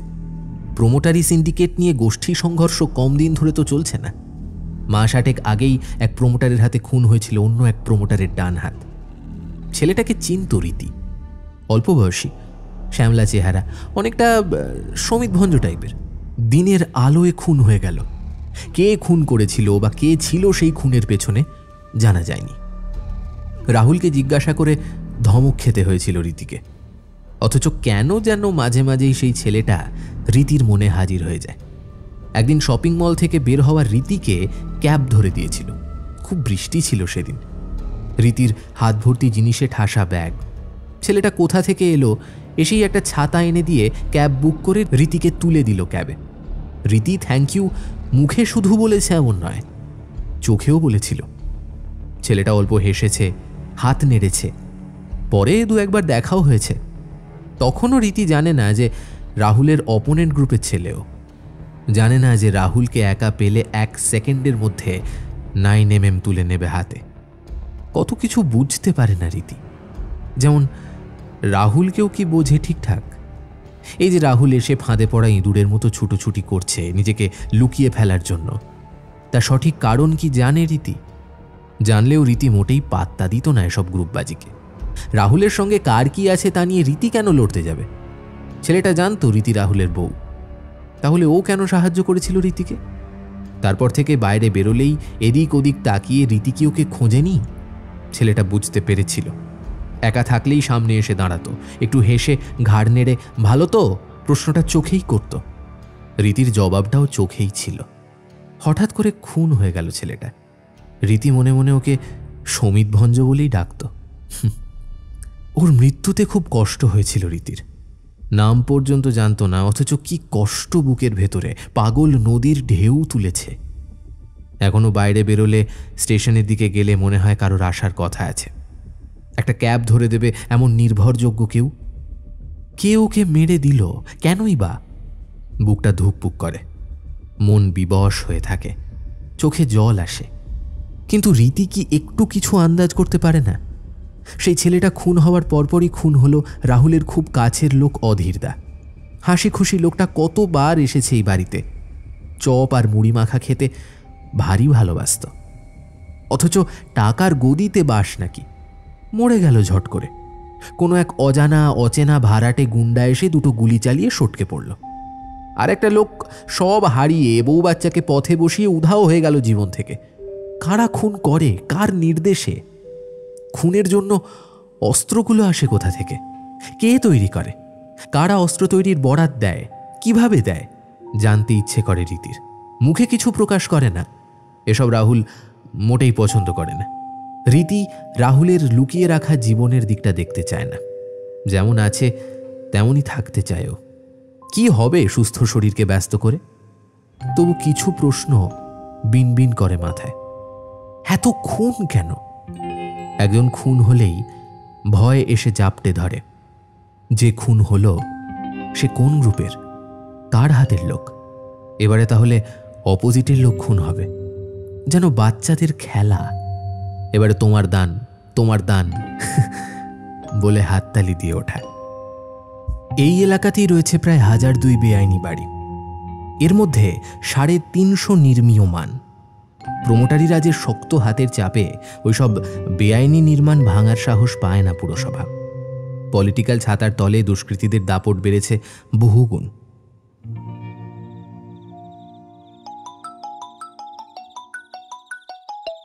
গভীর রাতে ফোনটা এলো। রাহুল ইদানিং গ্রাউন্ডের একটি ছোট রুমেই বেশিরভাগ সময় কাটায়। লিভিং রুমের পাশে ছোট্ট রুমটা ওর একান্ত নিজের। বাড়িতে ছোট মতো একটা অফিস বানিয়ে নিয়েছে। রাতে কখন শুতে আসে রীতি টের পায় না। মাঝে মাঝে কখনো অফিস রুমেই ঘুমিয়ে পড়ে। ফোন এসেছে শুনেছে রীতি। মুখে ক্রিম ঘষছিল। আয়নার সামনে নিজেকে দেখতে দেখতে কানের পাশের ঝুড়ো চুলগুলো ক্লিপে আটকে নিল। এত রাতে কে ফোন করল? রাহুল কি এক্সট্রা ম্যারিটাল রিলেশনে আছে? থাকলেও রীতির কিছু করার নেই। রাহুলকে বাগে আনা রীতির কর্ম নয়। বেপরোয়া রাহুলকে নিয়ে খুব একটা মাথা ঘামায় না রীতি। যা হাতের বাইরে তা নিয়ে সময় নষ্ট করে কি হবে? ক্রিম হাতের তালুতে আলতো করে ঘষছে। সেভাবেই ল্যান্ডিংয়ে এসে দাঁড়ালো রীতি। নিচের কথাবার্তা খানিকটা উড়ে আসছে ওপরে রীতির কাছে। রাহুল কোনো একটা খবরে বেশ উত্তেজিত মনে হচ্ছে। রীতি দুধাপ নেমে এলো। রাহুল কাউকে আসতে বলছে। কে আসছে এত রাতে? পেছনের দরজা খুলতে যাচ্ছে রাহুল। পেছনের দরজা দিয়ে বাইরের রাস্তায় পড়া যায়। মাঝে মধ্যে ওদিকটা ইউজ করে থাকে রাহুল। এত রাতে কে আসবে পেছনের দরজা দিয়ে? ভারী নির্জন রাস্তা, অন্ধকার, ঝোপঝাড়। ব্যাপারটা কি? সদর দিয়ে আসবে না কেন? রাহুল কি করছে? রীতি পা টিপে টিপে কয়েক ধাপ সিঁড়ি ভাঙল, সিঁড়ির আলো নিভিয়ে দিল। অন্ধকারে দাঁড়িয়ে রাহুলকে বেশ ভালোই দেখতে পাচ্ছে। রাহুল ফোন কানে চেপেই লিভিং রুমের ভেতর দিয়ে চলে গেল স্টোরের দিকে। স্টোরের পেছনের ওয়ালের সঙ্গে ছোট্ট একটা দরজা রয়েছে, সেখান দিয়ে কাউকে বাড়ির ভেতরে ঢোকাবে রাহুল। অনেকটা সময় দাঁড়িয়ে থাকতে হলো। রাহুল লিভিং রুমের আলো নিভিয়ে দিল, মোবাইলের ফ্ল্যাশ অন করেছে। রীতি দেখল দুটো লোক ঢুকেছে, দুজনের হাতে বড় বড় ব্যাগ। কি আছে ব্যাগে? বেশ ভারী মনে হচ্ছে দুটো ব্যাগই। ওরা তিনজনে রাহুলের অফিস রুমের ভেতরে ঢুকে গেল। রাহুল ভেতর থেকে দরজা আটকে দিল। অর্থাৎ ভয়ানক গোপন কিছু হচ্ছে ওই ঘরের মধ্যে। এত রাতে বাড়িতে রীতি আর ছেলে ছাড়া কেউ নেই, তবু দরজা বন্ধ করে কি করতে হয়? কার ভয়ে দরজা বন্ধ করল রাহুল? রীতি উত্তেজনা টের পাচ্ছিল নিজের মধ্যে। ও দ্রুত নেমে আসে, জানতে হবে কি হচ্ছে ওখানে। বন্ধ দরজায় কান পেতে দাঁড়ালো রীতি। কথা স্পষ্ট শোনা যাচ্ছে। শুনতে শুনতে শরীর হিম হয়ে যাচ্ছিল। রাহুল অস্ত্রের কারবার করে। ব্যাগ দুটোতে AK-47 রয়েছে। কোথা থেকে আনিয়েছে ওগুলো? কোথায় অপারেশন আছে কাল? কে নুরুল আলী? তার 1200 বর্গফুটের জমিটা রাহুল নিয়েছিল।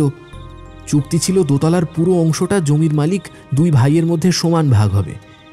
এদিকে পুরসভার অনুমতি না নিয়েই 4 তলা উঠে গেছে, কিন্তু নুরুল বা তার ভাই ঢুকতেই পারেনি বাড়িতে। ওরা নাকি অন্য সিন্ডিকেটের লোকেদের সঙ্গে যোগাযোগ করছে। এখানে বাটুদার সিন্ডিকেটের সামনে দাঁড়াতে পারে আরও 2 জন। তারা বাটুকে হজম করতে পারলে ছেড়ে দেবে না। এই ওয়ার্ডে রাহুলই পুলিশ, সেই পুরসভা। নুরুলের বাসা বাড়িতে আক্রমণ চলবে কাল রাতে, তারই প্রস্তুতি চলছে। এত কথা বলছে এই লোকগুলোর সঙ্গে। উফ, শরীর গলিয়ে উঠল রীতির। রাহুল যদি মরে যায়? ওরা বেরিয়ে আসছে। রীতি দ্রুত সিঁড়ির দিকে দৌড় দেয়, হালকা পায়ে উঠে আসে সিঁড়িতে। রাহুলের সন্দেহ হলে রীতিকে মেরে ফেলতে পারে। রাহুলের রাগের ব্যাপারে ভালোই অভিজ্ঞতা রয়েছে রীতির।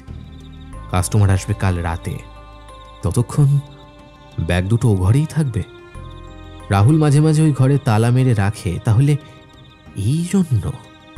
রীতি বালিশে মুখ গুঁজে শুয়ে ঘুমের ভান করে। রাহুল এই ঘরে আসবে কি আজ? মনে হয় না। নিচের ঘরে থেকে মাল পাহারা দেবে। পেছনের ওয়াশরুম থেকে বাড়ির পেছনের রাস্তা দেখা যায়। রীতি অন্ধকারে ওয়াশরুমে ঢুকে পড়ল। কোমোডের পাশ দিয়ে ছোট জানলা, খানিক ওপরের দিকে জানলায় গ্রিল গেট করা। গোড়ালিতে ভর করে উঁচু হয়ে দাঁড়ালো রীতি। রাস্তা জনশূন্য। তাহলে কি লোক দুটো চলে গেছে? এত তাড়াতাড়ি গেল কি করে? বাইকের আওয়াজ পেয়েছে রীতি। সত্যিই ও বোকা। এসব মাল নিয়ে কেউ হেঁটে হেঁটে আসে? রীতি নিজের ঘরে আসতে আসতে শুনতে পেল কাক ডাকছে। ভোর হয়ে গেল নাকি? মাঝে মাঝে কাক ডাকলে মা বলতো জ্যোৎস্নার ফুটফুটে আলো দেখে ভ্রম হয় দিন হয়ে গেছে ভেবে, তাই কাক ডাকে। আজ কেন কাক ডাকছে? ঘুটঘুটে অন্ধকারে ভোরের চিহ্ন নেই। তাহলে চারপাশে অশুভ ছায়া দুলছে। রীতির হঠাৎ করে কান্না পেল। দেওয়াল ধরে নিজেকে সামলানোর চেষ্টা করল। নিচে রাহুল কাকে ফোন করছে, অল্প অল্প কথার আওয়াজ আসছিল। রীতি চুপচাপ দাঁড়িয়ে রইল। ইচ্ছে হলো না রাহুল কাকে ফোন করছে তার তদন্ত করার। রাহুলকে নিয়ে ভেতরে ভেতরে ভয় আছে রীতির। ও জানে একদিন হয়তো বারণ করেছিল, রাহুলকে বলেছিল, এসব ছেড়ে দাও, এত টাকার দরকার নেই আমাদের, তুমি অন্য কিছু করো। পানের দোকান দিতে বলছো নাকি চপ সিঙ্গাড়া? রাহুল দাঁত দেখিয়েছিল প্রবল হাসিতে, যেন কি এক মজার কথাই বলেছে রীতি। ক্ষতি কি তাতে? গণেশ, হুদা, ছক্কা ওরা এসে দাঁত বের করে পান কিনে খাবে আমার দোকান থেকে। তুমি জানো না, আজ আমি বেরিয়ে এলে ওই গণেশেরা এসে মুখে রিভলভারের নল ঢুকে ট্রিগার টিপে দেবে। এখানে থাকতে হবে দাপটের সঙ্গে, বুঝলে? কেন ভালো লাগছে না? আরামসে খানা পিনা করছো, দামি পোশাক পরছো, না চাইতেই বেড়াতে যাচ্ছ হিল্লি দিল্লি। পানের দোকান পাগল পেয়েছো? জীবনটা কি সিনেমা নাকি? তেরি মেরি মেরি তেরি। দুপুরে মাংস ভাত খেয়ে মুখে মিষ্টি পান চিবোতে চিবোতে রক রকে প্রেমের সিনেমা দেখার সুযোগ সবাই দেবে, সে কথা ভাবো। হ্যাঁ, কেন? ছোট জায়গা থেকে এসে ছোট ছোট ভাবনাগুলোকেও সঙ্গে রাখতে হবে, তা কেন? ঋতিকা ম্যাম, উঁচুতে তাকাও। তোমাকে একদিন নাগরদোলায় চাপতে হবে। বক্সটা তুঙ্গে থাকবে তখন। তখন নিচের দিকে তাকিয়ে দেখবে সব কেমন পুতুল, ছোট। নিজেকে দেখবে কত উপরে তুমি, সমঝে?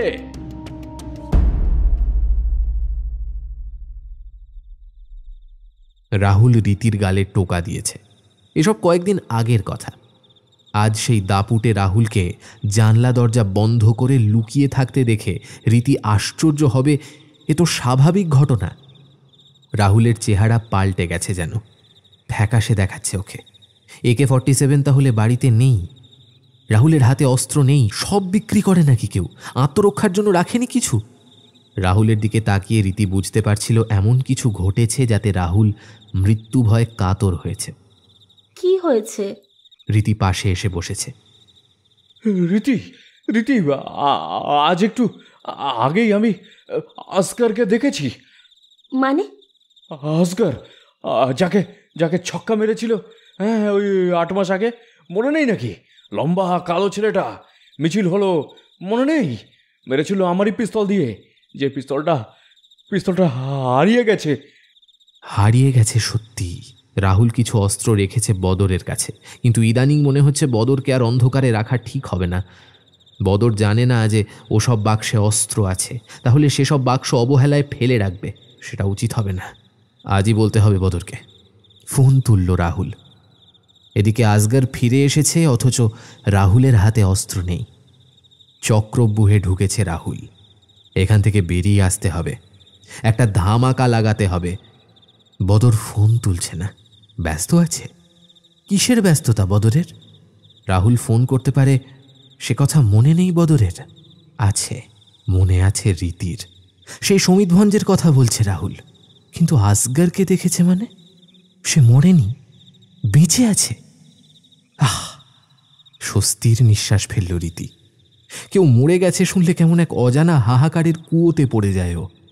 পায়ের নিচে মাটির খোঁজ পায় না, কেবলই মনে হয় পাশে মা নেই। মা কাছে এসে একটু কথা বলে ভয় দূর করে দিত। ছেলেটার নাম তাহলে আসগর। কিন্তু রাহুল কেন বলল সেই আসগর, যাকে ছক্কা মেরেছিল মানে কি? আহত করেছিল? তাহলে যখনকার ঘটনা, তখন কেন এ কথা শুনতে পায়নি রীতি? তখন এলাকায় কারফিউ জারি হয়েছিল, একটা খুন হয়েছে বলেই তো। সেদিন আসগর খুন হয়নি, তাহলে কে খুন হয়েছিল? আসগরের ছবি নিয়ে মিছিল বের করেছিল রাহুলের অপোনেন্ট পার্টি। রাহুল বলেছিল ওর ওই ছবি ছিঁড়ে টুকরো টুকরো করে দিতে ইচ্ছে করছে। রীতি জানলার ছোট ফাঁক দিয়ে মিছিল দেখেছিল। তখনই তো চিনেছিল সমিত ভঞ্জের মতো দেখতে ছেলেটিকে। ওয়াশরুমে গিয়ে কল খুলে দিয়ে কেঁদেছিল রীতি। সব কি মিথ্যে তাহলে? আসগর মরেনি। ইদানিং দেখা যায় না ওকে, কোথায় থাকে কে জানে। রাহুলের কাছ থেকে সাবধানে মনের ঔৎসুক্যগুলোকে লুকিয়ে রাখতে শিখেছে রীতি। রাহুল রীতিকে বুঝতে চায় না, বোঝেও না, কিন্তু আসগর বেঁচে আছে শুনে মন চড়াই হয়ে তুরুক তুরুক নাচছিল। সেই নাচনটা লুকোতে হবে। আসগর মারা গেছে শুনেছিলাম, তাহলে ফিরে এসেছে কি করে? কথাটা না বলে পারল না রীতি। লাস্ট মোমেন্টে কি মিরাকেল হয়েছিল নাকি?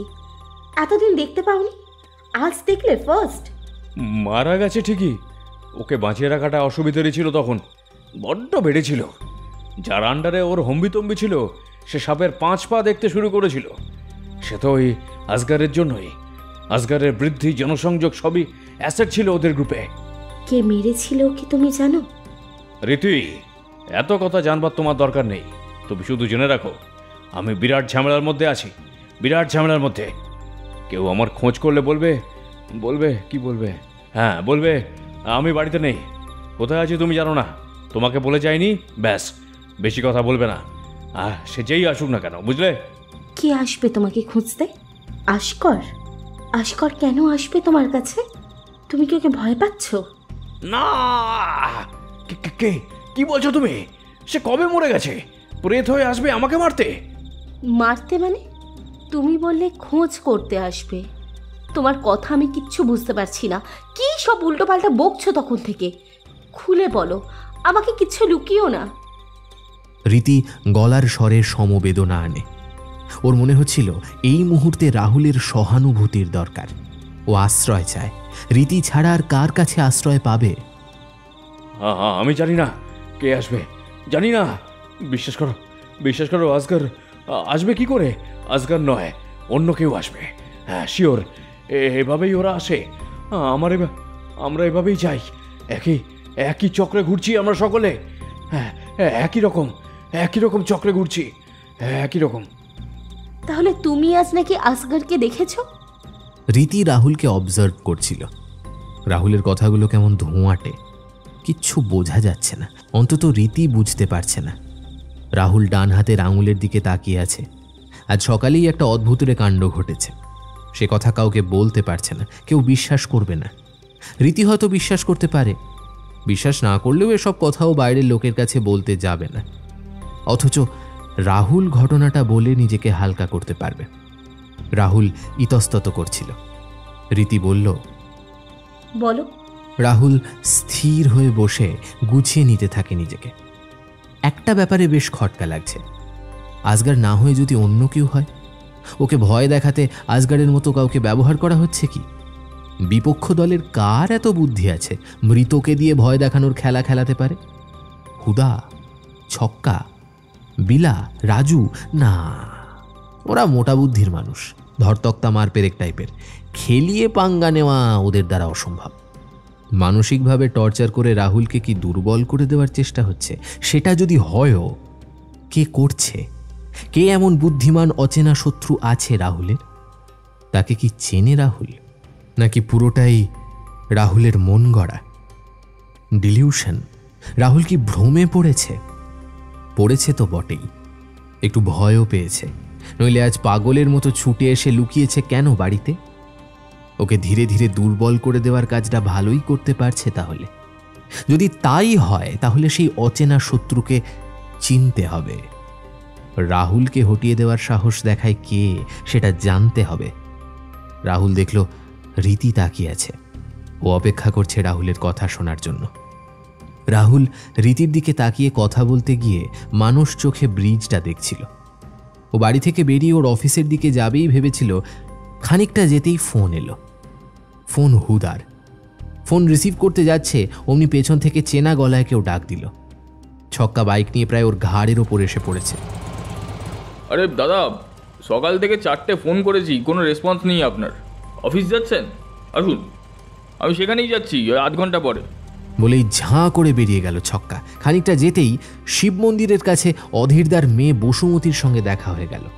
ও বলল আচমকা খুন হওয়াতে অধীরদা কিচ্ছু জানিয়ে যেতে পারেনি। সে বিষয়ে রাহুলের সঙ্গে কথা বলতে চায়। অধীরদার বউ মানে বসুমতির মা ইন্দ্রাদি। তো রাহুল ইন্দ্রাদির সঙ্গে দেখা করে অফিসে যাবে ভেবে রাস্তা পাল্টে নিল। থানার পেছনের সরু খালটা আছে, সেখানে কাঠের ব্রিজের ওপর বাইক নিয়ে উঠতেই ব্রিজের উল্টো দিক থেকে একটা রিক্সা আসছে দেখল। এদিকে রাহুল, ওর বাইক, উল্টো দিকে একটা সওয়ারি নেওয়া রিক্সা। ফলে পুরনো কাঠের ব্রিজটা খুব দুলতে শুরু করলো। এমনভাবে দুলছে যেন ভেঙেই পড়বে। তখন আর পেছন ফেরার উপায় নেই। রাহুল দ্রুত বাইক থেকে নেমে পড়ল। এক জায়গায় দাঁড়িয়ে থাকলো। বাইক পাশে নিয়ে দাঁড়িয়ে দেখলো রিক্সাটা এগিয়ে আসছে ওর দিকে, ক্রমে কাছে এলো। একসময় রাহুলের পাশ কাটিয়ে যখন বেরিয়ে যাচ্ছে, রাহুল চোখ তুলে তাকিয়েছে। দেখল রিক্সার আরোহী ঝুঁকে পড়ে ওকেই দেখছে। রাহুল গলা বাড়ালো চেনা কেউ ভেবে। দেখে রিক্সায় বসে আছে আসগর। এক দৃষ্টি রাহুলকে দেখছে। স্তম্ভিত রাহুল কিং কর্তব্য বিমূঢ় হয়ে পড়েছিল। ভয় পেয়েছে প্রচণ্ড, খুব ভয় পেয়েছে। আসগর বুঝেছে রাহুল ওকে দেখে ভয় পেয়েছে। বুঝেই যেন হেসে উঠল। সেই হাসিতে শব্দ হলো না। রাহুলের পাশ কাটিয়ে রিক্সাটা চলে গেল। রাহুল পেছন ফিরে যে দেখবে, সেই বোধও হারিয়ে ফেলেছিল। যখন বুদ্ধি এলো তখন ঘাড় ঘুরিয়ে রিক্সাকে দেখতে পেল না। তবু ব্রিজ থেকে ব্যাক করে অনেকটা দূর পর্যন্ত খুঁজতে খুঁজতে যদি রিক্সাটা দেখতে পায়, এলো অন্তত রিক্সাওয়ালাটাকে পেলে প্যাঁদানি দিয়ে বের করতো রহস্যটা। আসগর কোত্থেকে এলো, কবর ফুঁড়ে বেরিয়ে এসেছে কিনা, বেরিয়ে রিক্সা চেপে ঘুরছে, কিন্তু তন্ন তন্ন করে কোথাও খুঁজেও কোনো রিক্সাওয়ালাকে পেল না। আশ্চর্য ঘটনা হলো, রাস্তায় একটা লোককেও দেখতে পেল না, রিক্সা তো দূরের কথা। তুমি কাউকে জিজ্ঞাসা করতে পারতে যে এখান দিয়ে কোনো রিক্সা কিছুক্ষণের মধ্যে গেছে কিনা। রীতি মন দিয়ে রাহুলের কথা শুনছিল। রাহুলের বলাই আসগরকে রীতি চেনে না। হঠাৎ করে আসগরকে নিয়ে মাথা ব্যথা কেন? আর আরেকটা কথা হলো, আসগর কবর ফুঁড়ে বেরিয়ে এসেছে মানে? আসগর মরে গিয়ে ফের আসে কি করে? এসব পাগলামি রাহুলের। আউল তাউল বকছে নাকি? কাউকে জিজ্ঞেস করলেই তো হয়ে যেত যে এই পথ দিয়ে রিক্সা যেতে দেখেছে কিনা।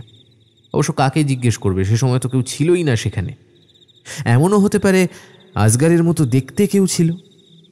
তাহলেও কথা আছে, সে রাহুলকে দেখে হাসবে কেন? পথচারী কাউকে জিজ্ঞাসা করতে পারলে ভালো হতো। করেছিলাম, অনেকটা দূরে গিয়ে লোকজন দেখেছি যখন, তখন কয়েকজনকে জিজ্ঞাসা করেছি, কেউ বলতে পারে না। একজন বলল সে দেখেছে ব্রিজ থেকে একটা রিক্সা হুড়হুড়িয়ে নেমে সোজা গিয়ে বাঁয়ে বিপত্তারিণীর মন্দিরের দিকে বাঁক নিল। আমি সেদিকে ছুটলাম, দেখলাম দূরে একটা রিক্সা চলে যাচ্ছে। রিক্সার পেছনে কি যেন লেখা ছিল, পড়তে পারছিলাম না, এতটা দূরে ছিল। কিন্তু একটা অশালীন ছবি সাঁটা ছিল, সেটাকে ধরতেই হবে বলে ছুটেছি। কিন্তু রিক্সার আসগর ছিল না, সে একজন মহিলা ছিল। আর ওই মহিলাটিকে দেখে অবাক হয়ে গেছি, আমার মুখে কথা বন্ধ হয়ে গিয়েছিল। কেন, চেনা নাকি? রীতি অবাক প্রায়। তুমি? হ্যাঁ, হুবহু তুমি। রাহুল ভুরু কুঁচকে রীতিকে দেখে।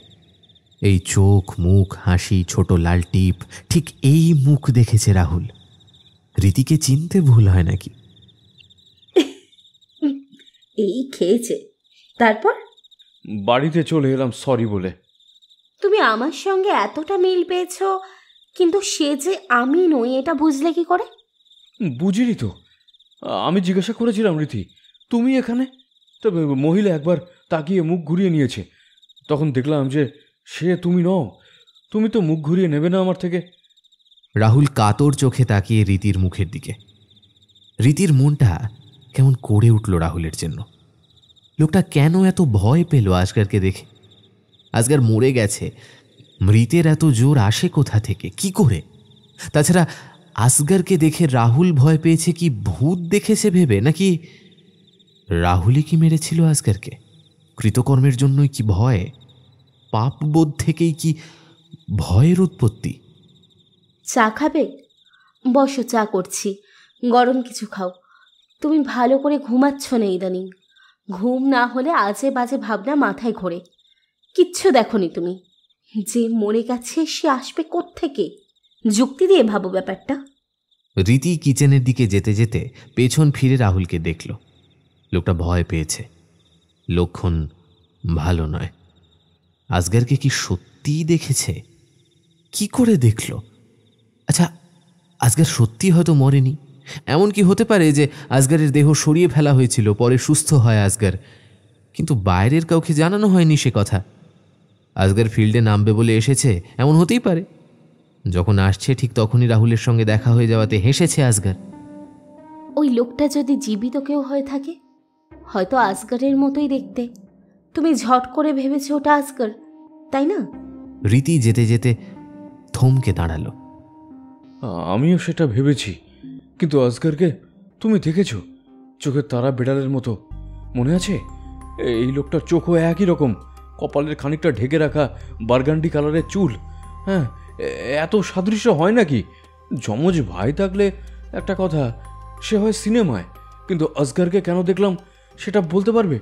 কেন দেখলাম বলো তো? রাহুল দেওয়ালের দিকে তাকিয়ে থাকে।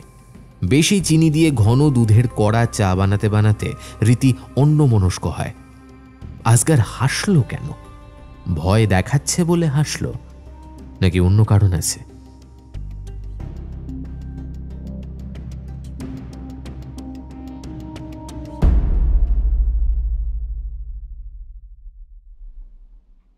ফোন করেছে ইন্দ্রা।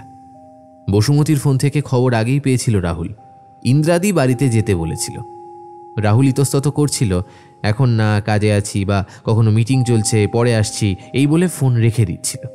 আজকের দিনটা ঠিক সোজা সাপটাভাবে চলছে না, ঠিক মুখে বুঝিয়ে বলার মতো নয়। মনটা ছমছম করে চলেছে। ইন্দ্রাদি সম্ভবত রাগ করেই আর ফোন করেনি। রাহুল দুপুরের আকাশটা দেখল, একটু মেঘ করেছে, খুব ঘন কিছু নয়, অথচ অনুভবে মন খারাপের গন্ধ ছেয়ে যাচ্ছে। কি বার্তা নিয়ে আসছে ওই মেঘের দল? আসগারের ঠিক কেমন লেগেছিল সেদিন সকালে ঘুম থেকে উঠে? ওর কি মনে হয়েছিল আজ শেষ দিন? মোড়ের দোকানে 6 বার ফোটানো গুঁড়ো দুধের চা খাচ্ছিল সেদিনের বরাদ্দ চা, ওইটুকুই। একবারও কি হাহাকার করেনি মনটা? নিজের বিছানাটা, জামা কাপড়, আরও সব শখের জিনিস, আপনজনদের দেখে খুব মায়া কি হয়নি? মনোহরকে যেদিন মেরেছিল সেদিন মনোহর শালির বাড়ি বেলেঘাটায় যাচ্ছিল। ওর কি কিচ্ছু মনে হয়নি? একবারের জন্য আনমনা হয়নি মনোহর? আজ কি রাহুলের শেষ দিন? মনটা কাঁদছে কেন এরকম? ছেলেটা যে কোথায় থাকে? ওর স্কুলে আজ স্পোর্টস ছিল, মিউজিক্যাল চেয়ার খেলায় নাম দিয়েছিল, ফার্স্ট হয়েছে। একটা চেয়ারকে নিয়ে লড়াই, মিউজিকের তালে তালে চলতে হবে। যেই না মিউজিক থেমে যাবে সঙ্গে সঙ্গে চেয়ার দখল করতে পারলে চেয়ার তোমার, তুমি চেয়ার পেলে, মানে সম্মানের অধিকারী হলে। কিন্তু স্কুল থেকে ফিরেই কোথায় গেল? ও টিউশন। মুখটা খুব কচি। সামনের বছর মাধ্যমিক দেবে। রাহুল না থাকলে রীতি কি পারবে ছেলেকে ঠিকঠাক মানুষ করতে? নাকি ছেলেটা বাপের খুনের বদলা নিতে শান দিতে থাকবে ভেতরে ভেতরে, ধারালো করে তুলবে নিজেকে? আজ আসগারকে দেখা স্তক মনটা কু ডাকছে। আসগার যদি মরে গিয়েই থাকে তাহলে এলো কোথা থেকে? রীতি যা সন্দেহ করছে সেটাই কি? তাহলে আসগার আসলে মরেইনি, লুকিয়ে আছে আর মরে যাওয়ার খবরটা রটিয়েছে ওর দল? হতে পারে, হতে পারে, হতে পারে। রীতি খুব ভুল কিছু বলেনি, কিন্তু রাহুলের হাতে এত স্পাই কেউ খোঁজ পায়নি এত বড় একটা সত্যির। সবাই মিলেই কি রাহুলকে বোকা বানাচ্ছে? না। ফের ফোন। ইন্দ্রাদি জ্বালিয়ে খাচ্ছে। ফোন হাতে তুলে নিয়ে ডিসপ্লে স্ক্রিনে নাম দেখল রাহুল। হুদা। হুদা ফোন করছে। কি এমন দরকার পড়লো এখন? হ্যাঁ বলো। আরে দা, এখানে শপিং মলের খানিকটা পিছনে বাঁকাপুটোর বাড়িটা গো, ওটার জন্য লাইনে নেমেছে বাচ্চা মূল্য। ব্যাকাকে ধমকি দিয়ে কাজ হয়নি, আজ উড়িয়ে দিই। হ্যাঁ, বাচ্চু আর মলু দুই বন্ধু নতুন নেমেছে প্রমোটারিতে। এসেই নজর পড়েছে সৌমেনের ছিপে গাঁথা মাছটাতে। ঝট করে গরম হয়ে গেল মাথা। হুদার বুদ্ধি! ব্যাকাকে সোজা করতে উড়িয়ে দেবে। উড়িয়ে দিতে হলে বাচ্চু মলুকে উড়িয়ে দে। যত বুদ্ধিমান জুটেছে। ব্যাকাবুড়োর বাড়ি যে পজিশনে, সেখানে 1500 বর্গফুটের ফ্ল্যাট কিনলে প্রমোটারের আয় প্রায় 45 লক্ষ টাকা। হাওয়ায় টাকা উড়ছে। অল্প শিক্ষিত ছেলেরা সব টাকা ধরতে নেমে পড়েছে প্রমোটারির ব্যবসায়।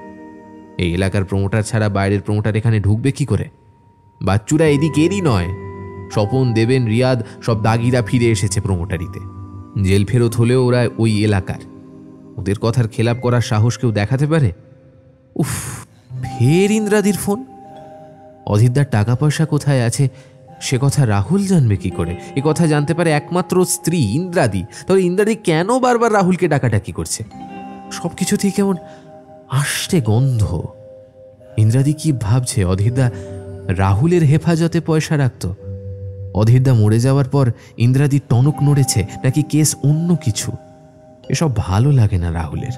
ঝুট ঝামেলায় জড়াতে চায় না ও। নিজের প্রচুর ঝামেলা। কেউ ডাকছে বাইরে। রাহুল জানলার পাল্লা সামান্য ফাঁক করে দেখল বিলা এসেছে। এ সময় বিলা কেন এখানে? বিলা বেশ কিছুদিন ধরে ঝামেলা করছে। ও তো এই এলাকার নয়। রাহুলের সঙ্গে বোঝাপড়া আছে।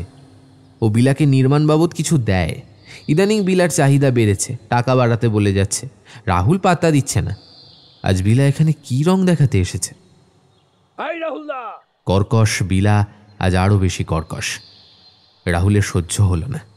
ও দরজা খুলে বেরিয়ে যাওয়ার আগে লোডের পিস্তলটা ঢুকিয়ে নিল শার্টের নিচে। কিরে বিলা, ডাকাডাকি করছিস কেন? তোমাকে কখন থেকে খুঁজে বেড়াচ্ছি, তুমি এসে বউয়ের চাদরের নিচে ঢুকেছ, কি করে বুঝবো? রাহুল বুঝতে পারছে বিলা আজ ইচ্ছে করে পায়ে পা লাগিয়ে ঝগড়া করতে এসেছে। বিলার কাছে সবসময় পিস্তল থাকে, ও মারতে এসেছে। রাহুল হাসি হাসি মুখ করে। ধুর, বউয়ের চাদরে আর ওম নেই রে। আয়, চা খাবি নাকি? বাট তো বাচ্চা, কথা বলো, যা বলছি মানবে কি না? হ্যাঁ, তোর সেই কথা। আমি না ব্যাপারটা নিয়ে ভাবছি। তোর কথাটা ফেলনা নয়। আচ্ছা বেশ, যা বলিস। ঠিক বলছো। মিথ্যে বলে ফাঁসিয়ে দেবে না তো? মিথ্যে মানে? আমার মুখের কথার দাম আছে। যা, এখন পরে কথা হবে। বিলা সন্দেহাকুল চোখে তাকালো।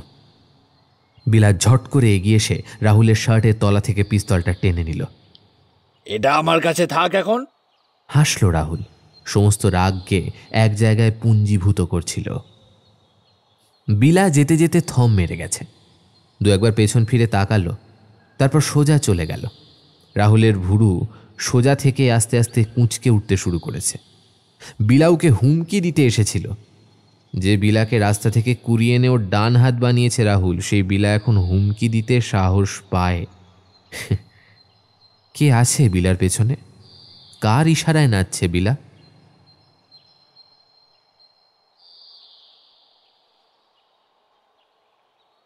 দুপুরের দিকে বদরকে ফোন করলো রাহুল। আজ 2 পেটি মাল যাবে। বদর সঙ্গে যাবে। কোথায় যেতে হবে, কাকে দিতে হবে, সব জানে বদর। দিনে দিনে চৌকস হয়ে উঠছে ছেলেটা। রাহুলের গর্ব হয়, গাঁয়ের ছেলেটাকে মানুষ করে দিল। এখন মোটা ক্যাশ পর্যন্ত অবলীলায় ক্যারি করে বদর। আসলে বদরের চেহারায় এমন একটা মেঠো ব্যাপার আছে, কেউ ওকে পাত্তা দেয় না। ন্যাড়া মাথায় ফেস টুপি আর থুতনির অল্প দাড়ি দেখে বোঝা যায় ছেলেটা ধর্মপ্রাণ মুসলিম। শুক্রবার করে মসজিদে যায়, বাঁটুদাকে ভালোবাসে, যা বলা যায় করে দেবে। এসব ছেলেকে ভাগ্য করে পাওয়া যায়, ভাবল রাহুল। বদর জানালো ওই সময় চলে আসবে, বাঁটুদা যেন চিন্তা না করে। রাহুল ভাবল, বদরকে একটা ভালো গিফট দিতে হবে। দেখা যাক ওর কি পছন্দ। হুদাকে ফোন করলো রাহুল। আজ সারাদিন বিলার দিকে নজর রাখতে হবে। ও কোথায় যাচ্ছে, কি করছে, কার সঙ্গে কথা বলছে, সবটা জানা দরকার। হুদা খবর দিল বিলা আসগারের গ্রুপে। রাহুলের বাড়ি থেকে বেরিয়ে সোজা ওই মহল্লায় গেছে। কাদের মোল্লার গ্রুপ, অনেক দিন ধরে পেছনে পড়ে আছে কাদের, আসগার খুন হওয়ার পর থেকেই। রাহুল বুঝতে পারছিল বিলাকে হাত করে রাহুলকে সরানোর ব্যবস্থা হচ্ছে। আজ নয় কাল রাহুলকে মরতে হবে। হয় বিলা নয় অন্য কেউ আসবে আসগারের খুনের বদলা নিতে। 9 মাস হয়ে গেল দেখতে দেখতে। ওরা তাক বুঝে অপেক্ষা করছে। তবে আসবে, একদিন না একদিন ঠিক আসবে। ওর বিদেশি রিভলভার হাতিয়ে নিল বিলা। কে ওর পেছনে মদত দিচ্ছে জানতে পারেনি এতদিন।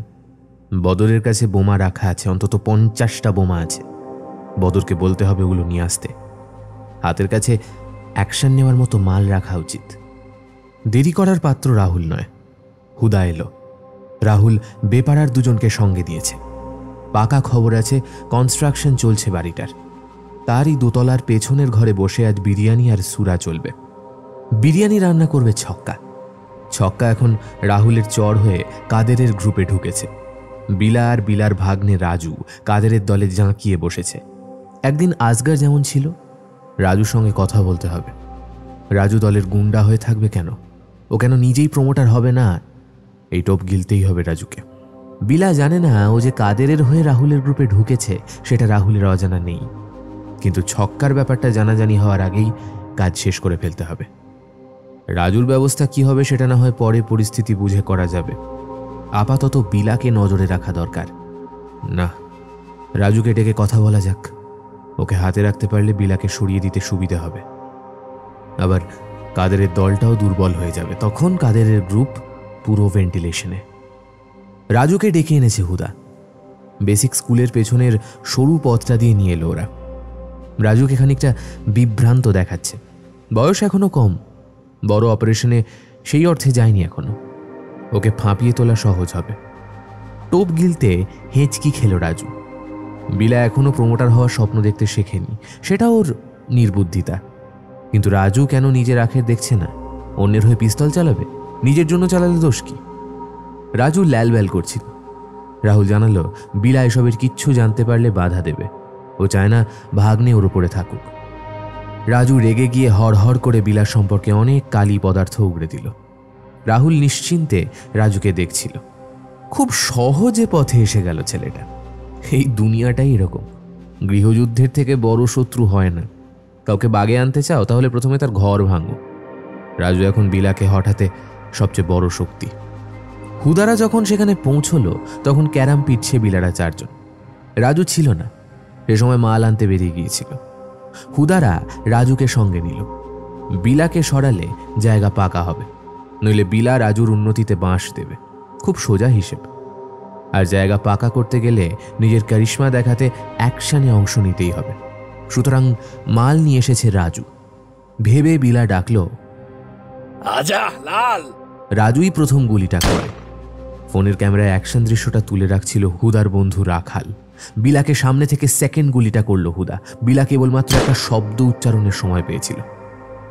সালা। পরের দিন রাহুল বাড়ি থেকে হাওয়া হয়ে গেল। রীতি আর ছেলেকে সঙ্গে নিয়ে গেল। বাড়ি তালা মেরে চলে গেছে। 10 দিন পরে যখন ফিরেছে, পাড়া শান্ত। বিলার মৃত্যুতে কানাঘুষো চলছে সামান্য। রাহুলকে আড়ে আড়ে দেখছে পাড়ার লোক, কিন্তু আগ বাড়িয়ে কেউ আসেনি খেজুরে আলাপ চালাতে। এটা ভালো লক্ষণ নয়। ইদানিং রাহুল তাড়াতাড়ি বাড়ি ফেরে। নিজের দলের লোক ছাড়া কোথাও যায় না, একা একা হাঁটে না পর্যন্ত। ও জানে এ সময় নজরের মধ্যে আছে ও, কড়া নজরে রেখেছে ওরা। এখন কেউ ডাকলে রাহুল বেরোয় না বাড়ি থেকে। রীতি হাসি মুখে বেরিয়ে বারান্দায় দাঁড়িয়ে মিষ্টি করে বলে, নেই বাড়িতে, দেখা হলে বলবেন তাড়াতাড়ি বাড়িতে আসে যেন। ছেলেটাকে পড়া দেখিয়ে দেবে বলে কোথায় যে বের হলো। রীতি দারুণ অভিনয় জানে। রাহুল রীতির দিকটা জানতই না। কত কিছু অজানা রেখে দেয় মানুষ। বাড়ির সামনের সুপুরি গাছে একটা টিনের চাকতি আটকে রয়েছে। অনেকদিন আগে ওখানে টিপ প্র্যাকটিস করতো বুবুন। এখন পড়াশোনা নিয়ে ব্যস্ততায় ওসব ছেড়েছে, কিন্তু টিনের চাকতিটা রয়ে গেছে। ঝড়ে জলে টিনের চাকতিতে জং ধরে গেছে। রোদ পড়তেই হয়তো চকচক করে উঠল, যেন নতুন করে জেগে উঠেছে। রাহুল চাকতিটাকে ছুঁতে যেতেই টুং শব্দে একটা টার্গেট পিন এসে পড়ল চাকতির একপাশে। চমকে তাকালো রাহুল। দূরে দাঁড়িয়ে হাসছে বুবুন। ঝিমঝিম করে উঠল শরীর। এই ছোট্ট বুবুন প্র্যাকটিস করতে চায়। আজকে টার্গেট পিন কালকে 9mm হয়ে যাবে না তো? একদিন রাজু এলো। বাড়ির সামনে রাজুর বাইক দাঁড়িয়ে। রাহুল বাড়িতে ঢুকতে গিয়ে থমকে গেল। রাজু নতুন বাইক কিনেছে। রাহুল রাজুর বাইক চেনে।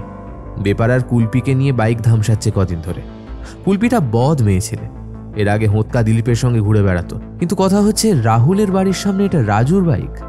ওই সময় বাড়িতে কেন? পেছনের দরজা দিয়ে চোরের মতো ঢুকেছে রাহুল। রাজু সোফার ওপর পা তুলে জাঁকিয়ে বসে রীতির সঙ্গে আড্ডা দিচ্ছে। তুমি সম্বোধনে কথা বলছে। রাহুল সামলে নিতে নিতে ঘড়ির দিকে তাকালো। অর্থাৎ রাজু অনেকক্ষণ এসেছে। সাহস বাড়ছে এদের। রাহুল অন্ধকারে দাঁড়িয়ে ছক কষে। এটাকে কোরকে দিতে হবে। দরকারে দাদা এলে বলে দিও আমি এসেছিলাম, পরে আসবো, কাল নয় পরশু। আরো আধ ঘন্টা পরে উঠল রাজু। বলতে বলতে বাইকে স্টার্ট দিল। রাহুল ততক্ষণে ঘরে ঢুকে পড়েছে। যেতে যেতে হাত নাড়ল রাজু। রীতির দিকে তাকিয়ে। লক্ষণ ভালো নয়। চারা মহিরুহু হয়ে উঠবে। আজ অনেকটা এগিয়ে গেছে, কাল কি হবে কে জানে। রীতি ঘরে ঢুকে রাহুলকে দেখে কথা বলল না। রাগে ক্ষোভে ফেটে পড়ছে যেন। রাহুল একা ঘরে বসে থাকে। বিলাকে সরিয়ে রাজু গ্রুপে টেনে কাদেরকে দুর্বল করতে গিয়ে খাল কেটে কুমির এনেছে। রীতি সহ্য করবে কেন? তুমি আমাকে অন্য কোথাও রেখে এসো। আমি এখানে এই নোংরা মানুষদের মধ্যে থাকতে পারবো না। রাহুল জবাব দেয় না।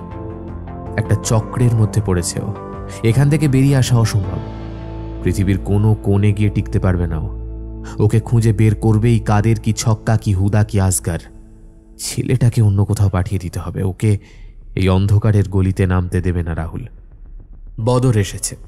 ও সামনে দরজা দিয়ে আসে না। রাহুল যেমন বলে দিয়েছে তেমনই পেছনের দরজা দিয়ে বাড়ির ভেতর চলে আসে। সোজা রাহুলের অফিস রুমে চলে যায়। সেখানে গিয়ে চুপচাপ রাহুলের জন্য অপেক্ষা করছিল। রাহুল ঢুকতে ঢুকতে বলল, বদর, দিনকাল কিন্তু ভালো নয়, বুঝলি? গ্রামের খবর কি? জোয়ারু গ্রামের লোকটা কি এখনো তোকে ভয় দেখায়? শোন, সমস্যা থাকলে কিন্তু বলবি। একটা লোককে ঢিট করা এমন কিছু ব্যাপার নয়। বদর রোজ যেমন বলে তেমনই বলল, না দাদা, গ্রামের খবর রাখি না। বাবা মা নেই, কিসের আর খবর বলুন তো। আচ্ছা। চমৎকার গদি আঁটা পেছনে তোয়ালে জড়ানো চেয়ারে বসলো রাহুল। হেলান দিল পিঠের নরম সাপোর্টে। বল, আজ কি খবর? ক্যাশ এনেছিস? বদর জবাব না দিয়ে ওপরে লম্বা ঝুলের পাঞ্জাবিটা খুলে ফেলল। ভেতরে গোলগলা ঢিলে টি শার্ট। ব্যাকপ্যাক খুলে রাহুলের সামনে টেবিলের ওপর রাখল। কালো ব্যাগের মোটা চেন খুলে ভেতরে হাত ঢুকিয়ে চেক করে নিল রাহুল। কত? 20? মাথা ঝাঁকালো বদর। হ্যাঁ। ব্যাগটা টেবিলের সঙ্গে যুক্ত লম্বাটে ড্রয়ার টেনে ঢুকিয়ে দিল রাহুল। তাকালো। নে চা খা, সারাদিন কিছু খাওয়া হয়নি তোর। মাইক্রো ওভেনে বিরিয়ানি গরম করে খেয়ে নে। আর হ্যাঁ বতো, তোকে আমি কিছু দিতে চাই। ধর এমন কিছু যা তোর খুব ভালো লাগে, কিন্তু তোর কাছে নেই। এমন কিছু থাকলে বল, আমি তোকে গিফট করব।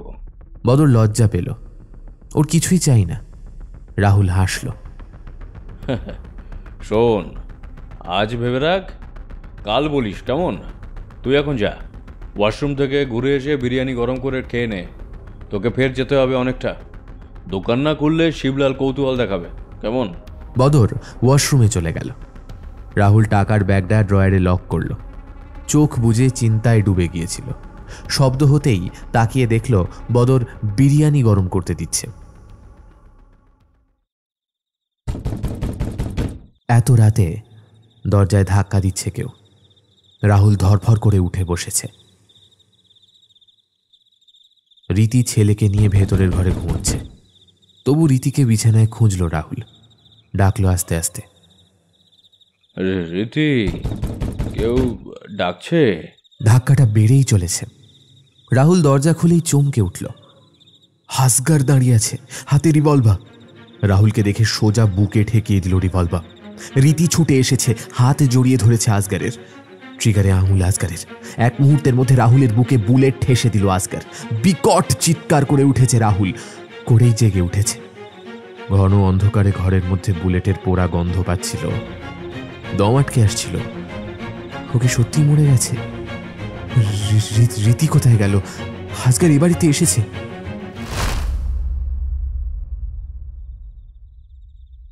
অনেকক্ষণ পরে উঠে জল খেল রাহুল। পাশের ঘরে গিয়ে দেখল মা ছেলে পরম নিশ্চিন্তে ঘুমোচ্ছে। একবার ডাকবে ভেবেও পিছিয়ে এলো। রীতি অনেকটা অশান্তি চেপে রয়েছে বুকের মধ্যে। ওকে আর ডিস্টার্ব করা ঠিক নয়।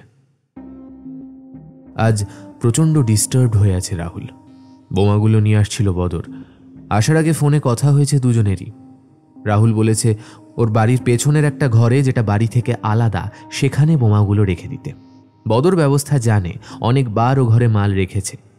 ফোনেই বদর বলেছে, চলে আসবো বাটুদা খানিক পরেই। হ্যাঁ, এই ধরো আধ ঘন্টা। গাড়ি নিয়ে আসছিল বদর। আধ ঘন্টা নয়, 10 মিনিটের মধ্যে বোমগুলো ফেটে স্রেফ উড়ে গেল বদর, ছিন্ন ভিন্ন হয়ে। কি করে হলো এই ঘটনা জানে না রাহুল। আন্দাজ করতে পারে মনোহরের লোক আছে এর পেছনে। অনেকটা সহায় ছিল বদর রাহুলের কাছে। এক এক করে সব চলে যাচ্ছে। আলো জ্বালতে গিয়েও থেমে গেল হাত। সত্যিই যদি কেউ ডেকে থাকে ওকে, তাহলে সে এখনো বাইরে দাঁড়িয়ে লক্ষ্য রাখছে। আলো জ্বাললেই বুঝে যাবে যে রাহুল জেগে উঠেছে বা রাহুল ভয় পেয়েছে, যেটা রাহুল করেছিল অনিল সাঁপুইয়ের ক্ষেত্রে। বড্ড বার বেড়েছিল সাঁপুই। রাহুল তার আগেই বাড়ি থেকে ডেকে পীযূষ সামন্তকে গুলি করে মেরে এলাকায় সন্ত্রাস সৃষ্টি করেছে। কিন্তু সাঁপুই ইচ্ছে করেই রেলা দেখাচ্ছিল, ডোন্ট পাত্তা ভাব দেখিয়ে। আসলে ওর মরার ইচ্ছে হয়েছিল। এমনটাই হয়ে থাকে, অভিজ্ঞতায় দেখেছে রাহুল। একটুখানি ভুল পদক্ষেপে সর্বনাশ ঘটে যেতে পারে। সাঁপুই তখন এলাকায় রাজ চালাচ্ছে। ওর কথায় থানা উঠছে বসছে। রাহুলের উঠে আসাটা সাঁপুই ভালো চোখে দেখেনি। হুদা তখন সদ্য এসেছে এই লাইনে। ও খবর দিয়েছিল সাঁপুই রাহুলকে সরানোর প্ল্যান ফাঁদছে। রাহুল বুঝেছিল প্ল্যান ফেঁদেছে যে, তাকে তারই প্ল্যানে ফাঁসিয়ে দাও। রাত গভীর হলে সাঁপুইয়ের বাড়িতে নক করে শুরু হলো। ও সাঁপুইদা গো, দরজাটা খোলো না, জরুরি দরকার আছে। প্রথম দিকে সাঁপুই দরজা খুলতে চায়নি, ভয় পেয়েছিল। কিছু ছেলেকে বাইরে পাহারায় রেখেছিল। এই ঘটনা থেকেই বোঝা গিয়েছিল সাঁপুই ভেতরে ভেতরে ভয় পেয়েছে। তারপর সাঁপুইকে সরাতে খুব একটা বেগ পেতে হয়নি। কোনো মেলার ফিতে টিতে কেটে বাড়ি ফিরছিল, গাড়ি আটকে টেনে নামিয়ে 9mm বের করে। খুব মজা পেয়েছিল রাহুল সেদিন। লোকটা বাঁচার জন্য রাহুলের পায়ে পড়েছিল, ভাবা যায়। কিন্তু আজ কি কেউ এসেছিল সত্যি, নাকি রাহুলের পন্থা নিয়ে ওকেই ভয় দেখাতে শুরু করেছে? কে করছে এরকম? রাজু? কাদের? কাউকে বিশ্বাস করে না রাহুল। গ্রুপের ছেলেদের মধ্যেও কেউ হয়তো কাদেরকে গ্রুপে ঢুকিয়ে দিয়েছে, যেমন ঢুকেছে কাদেরের গ্রুপের রাজু রাহুলের গ্রুপে।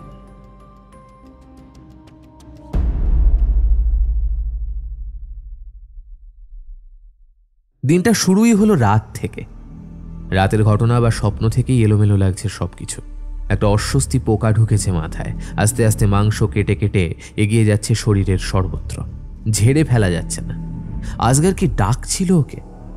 অনেকের সঙ্গেই দেখা হয়েছে তাদের মৃত্যুর মুহূর্তে। কত রক্ত দেখেছে রাহুল, কবে থেকে শুরু হয়েছে আজ আর চেষ্টা করেও মনে করতে পারবে না। প্রথম খুনটা করেছিল যখন বয়স কত কম ছিল, কিন্তু এক তিল হেরফের হয়নি। খুন করে এসে নিশ্চিন্তে ভাত মেখে খেয়েছে এঁচোড়ের ডালনা দিয়ে। মাঝারি সাইজের বাগদা দিয়েছিল মা ডালনায়। আহা কি স্বাদ! দুবার চেয়ে নিয়েছিল তরকারি। আঙুল চেটে চেটে খাওয়ার সময়ও একটি বার মনে হয়নি এই আঙুলের ট্রিগার চেপে এসেছে স্রেফ আধ ঘন্টা আগে। ফিনকি দিয়ে রক্ত ওঠা দেখতে দেখতে বিভোর হয়ে গিয়েছিল। সঙ্গে তখন কে ছিল? তপু। হ্যাঁ, তপু। ওই ঠেলে সম্বিত ফিরিয়েছিল। তপু মরল এক চড়কের দিন। নাগরদোলার মতো চড়ক গাছকে ঘিরে দুলছে লোকগুলো, বনবন করে ঘুরছে। রাতে নাকি মেলায় এক সাধু আগুনের ওপর দিয়ে হাঁটবে, তারই প্রস্তুতি চলছে মাঠের দক্ষিণ কোণে। বিকেলের মধ্যে ওরা তপুকে মারতে মেলায় হাজির ছিল, অথচ তপুর সেদিন যাওয়ার কথাই ছিল না। কে ওকে টেনে নিয়েছিল মেলায়? রাহুল। না নিলে রাহুলের উন্নতিতে বাধা হয়ে পড়েছিল তপু। চেয়ার দখলের ব্যাপার আছে না? ও গিয়েছিল সান্ত্বনা দিতে। তপুর মা কেঁদেছিল। ওকে তুমি জোর করে নিয়ে গেলে, ও তো যেতে চাইনি, বলেছিল শরীর ভালো নেই, আজ বের হবে না। তুমি জোর করলে তুমি।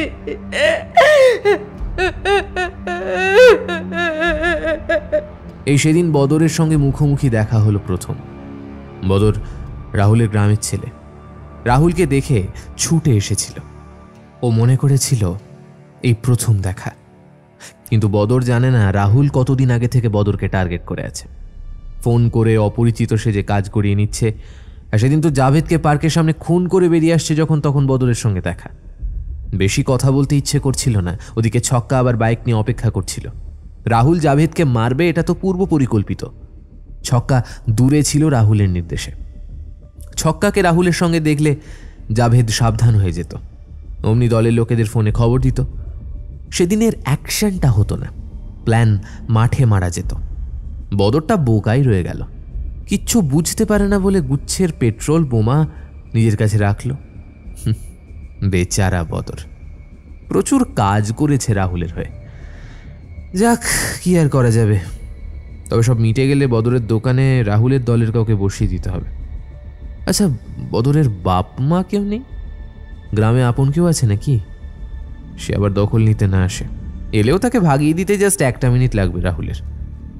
আশ্চর্য হয় রাহুল, এত মানুষ ওর হাত দিয়ে অন্য লোকে রওনা হয়েছে, অথচ দেখতে হচ্ছে শুধু আজগারকে। কেন রে, তুই কি আমার মামা শ্বশুর? জামাইকে না দেখা দিয়ে থাকতে পারিস না? রীতি সাত সকালে রাহুলকে স্নান করতে দেখে মুখে কিছু না বললেও অবাক হয়েছিল। লোকটার ভেতরের অস্বস্তি এ জীবনে যাবে না। কেন এই পথে হেঁটেছে কে জানে।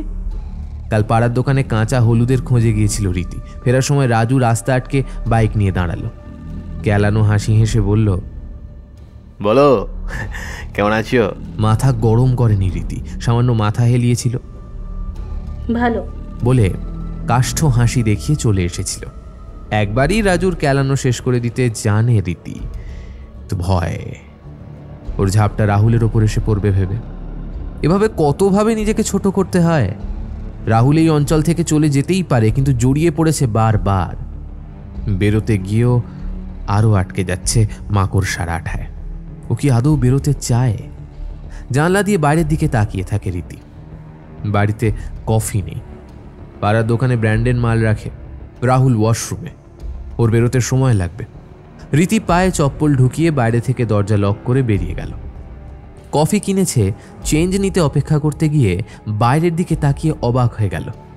দেখতে পেল একটা কাঁচ তোলা গাড়িতে আজগার বসে আছে। গাড়িটা থেমেছে এই দোকানের সামনে। আজগার ওকে দেখল, একটা চোখের পাতা নড়ল না, ফের অন্যদিকে তাকিয়ে রইল। রীতি আশ্চর্য হয়ে গেল। সত্যিই কি সে আসগারকে দেখলো, নাকি খানিকটা আসগারের সঙ্গে সাদৃশ্য রয়েছে লোকটার? সেটাই হবে। নইলে রীতিকে দেখে আসগার হাসলো না কেন? রাহুলকে দেখেই বা হাসলো কেন? গাড়িটা চলে গেল। রীতি হতবাক হয়ে চলে যাওয়া গাড়ির কথা ভাবছিল। রাস্তা পেরোতে গিয়ে মনে পড়ল কফিটা আনতে ভুলে গেছে। কাউন্টারের ওপরেই রয়েছে প্যাকেট। ফিরে চলল ফের, কিন্তু আসগারের চোখ দেখেছে রীতি। বাদামি চোখ, বিড়ালাক্ষী, বাদামি চুল সাইড থেকে এসে কপাল ঢেকে দিয়েছে। এত মিল কি অন্য কারোর সঙ্গে হয়? আশ্চর্য। স্নান সেরে বেরিয়েছে রাহুল। খুব অন্যমনস্ক দেখাচ্ছে ওকে আজ। কিছুদিন ধরেই রাহুল কেমন একটা ঘোরের মধ্যে পড়ে আছে। কোনো ভয়ঙ্কর কিছু কি ঘটাতে চলেছে ও? আসগারকে মেরেছে রাহুল। রীতির অজানা এমন কত কি আছে। আজ যেমন রীতি আসগারকে দেখল, এই লোককেই কি রাহুলও দেখেছে, নাকি সে দেখাটা একটা ভ্রম? কে জানে। চা খাবো। রাহুলের গলা পেয়ে চটপট চায়ের জল চাপিয়ে দিল রীতি। বিশাখা সিঙ্কের সামনে কাঁচের প্লেট ধুচ্ছে। চা রীতিই বানাবে। রাহুল নিজেই চলে এলো চা নিতে। রীতি একটু আশ্চর্য হলো। আজ একেবারেই অন্যরকম লাগছে রাহুলকে। মুখের দিকে তাকিয়ে মনে হলো যেন সারা রাত ঘুমোয়নি ও। না, ঘুমিয়েছি।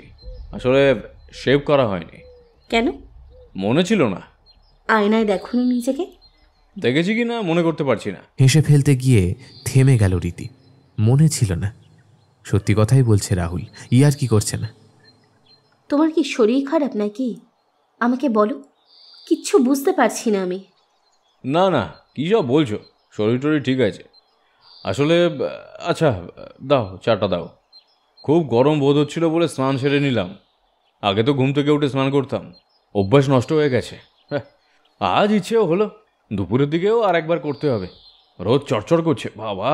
টানা কথা বলেছিল রাহুল। এত কথা বলেই না, আনমনে আছে। কথা এলিয়ে যাচ্ছে, অর্থাৎ ভাবছে এক কথা, বলছে অন্য। চা নাও। চা দিয়ে নিজেও এক কাপ চা টেনে নিল রীতি। পাড়ার মিঠুনের সেলুনে যাব। অনেকদিন সেলুনে যাচ্ছি না।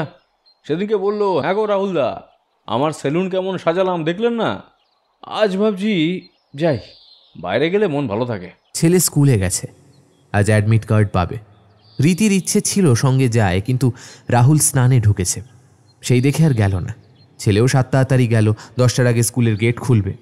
রান্না করে চলে গেছে বিশাখা।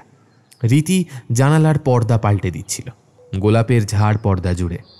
3টে পার্টে 2 রকম কালার, একটা সাদা লেস। রাহুলের পছন্দ খুব এই পর্দাগুলো। এই রীতি, শুনতে পাচ্ছ? বলছি বুবুন কখন ফিরবে? জানি না, 1টা-1.5টা হবে। বন্ধুদের সঙ্গে দেখা হবে, আড্ডা হবে। কতদিন পর স্কুল গেল। কোচিং ক্লাসে তো দেখা হয়, আবার কিসের আড্ডা? তা হয়, তবে সমবয়সীরা এক জায়গায় হলে কত মজা, সে তো জানোই। রীতি রাহুলের ব্যাকুলতা দেখে অবাক হয়। রাহুল এমন করে না। রীতি দেখেনি ছেলেকে নিয়ে রাহুল কেমন ব্যাকুল হতে। রাহুল এক মুহূর্তের জন্য শৈশবের গন্ধ পেল। স্কুলের কথা মনে পড়ল ঝট করে। কত বন্ধু ছিল একটা সময়, সব যে যার মতো ছড়িয়ে ছিটিয়ে গেল। তবু মনে পড়ে মুরারি স্যারের দ্রুত পাইচারি করে পড়ানো। ছেলেটা পড়াশুনো করছে, ওকে অন্য কোথাও পাঠিয়ে দেবে রাহুল। এই রাস্তায় কখনোই নয়। ভুল হয়ে গেছে ওর। জীবনের পথ চিনতে গিয়ে মৃত্যুর মুখোমুখি হয়ে পড়েছে। শোনো, আমি একটু বেরোচ্ছি বুঝলে। উদা ফোন করেছে, শপিং মলের পেছনের ব্যাঁকা বুড়োর বাড়িটা নিয়ে আজ কথা হবে। ঘণ্টাখানেক পরেই ফিরে আসবো। আর বুবুনকে ফোন করো, দেরি করতে বারণ করো। তুমি কি হুদ্দার ওখানে যাচ্ছ? হ্যাঁ, উদাকে বললাম সেলুন হয়ে আসছি। দেরি করো না, আজ কচি এঁচড় করেছি চিংড়ি দিয়ে। উল্লাস দেখিয়ে চোখ নাচালো রাহুল। তারপর বাইক নিয়ে বেরিয়ে গেল। রীতি তাড়াতাড়ি দরজা বন্ধ করে দিল। রাজু এসে হাজির না হয়। ছেলেটার দৃষ্টি বড্ড খারাপ। খুব ভয় হয় রীতির। রাহুল বাইক থেকে নেমে সেলুনে ঢুকতেই মিঠুন সাদর আমন্ত্রণ জানালো। আরে আসুন দাদা, আসুন, বসুন বসুন, তাড়াতাড়ি করে দিচ্ছি। বসতে না বসতেই বাইকের আওয়াজে এলাকাটা চমকে উঠল যেন। সেলুনের বাইরে কারা এসেছে? প্রচুর বাইকের আওয়াজ, বিকট শব্দে টায়ার ফাটল। রাহুল চমকে উঠেছে।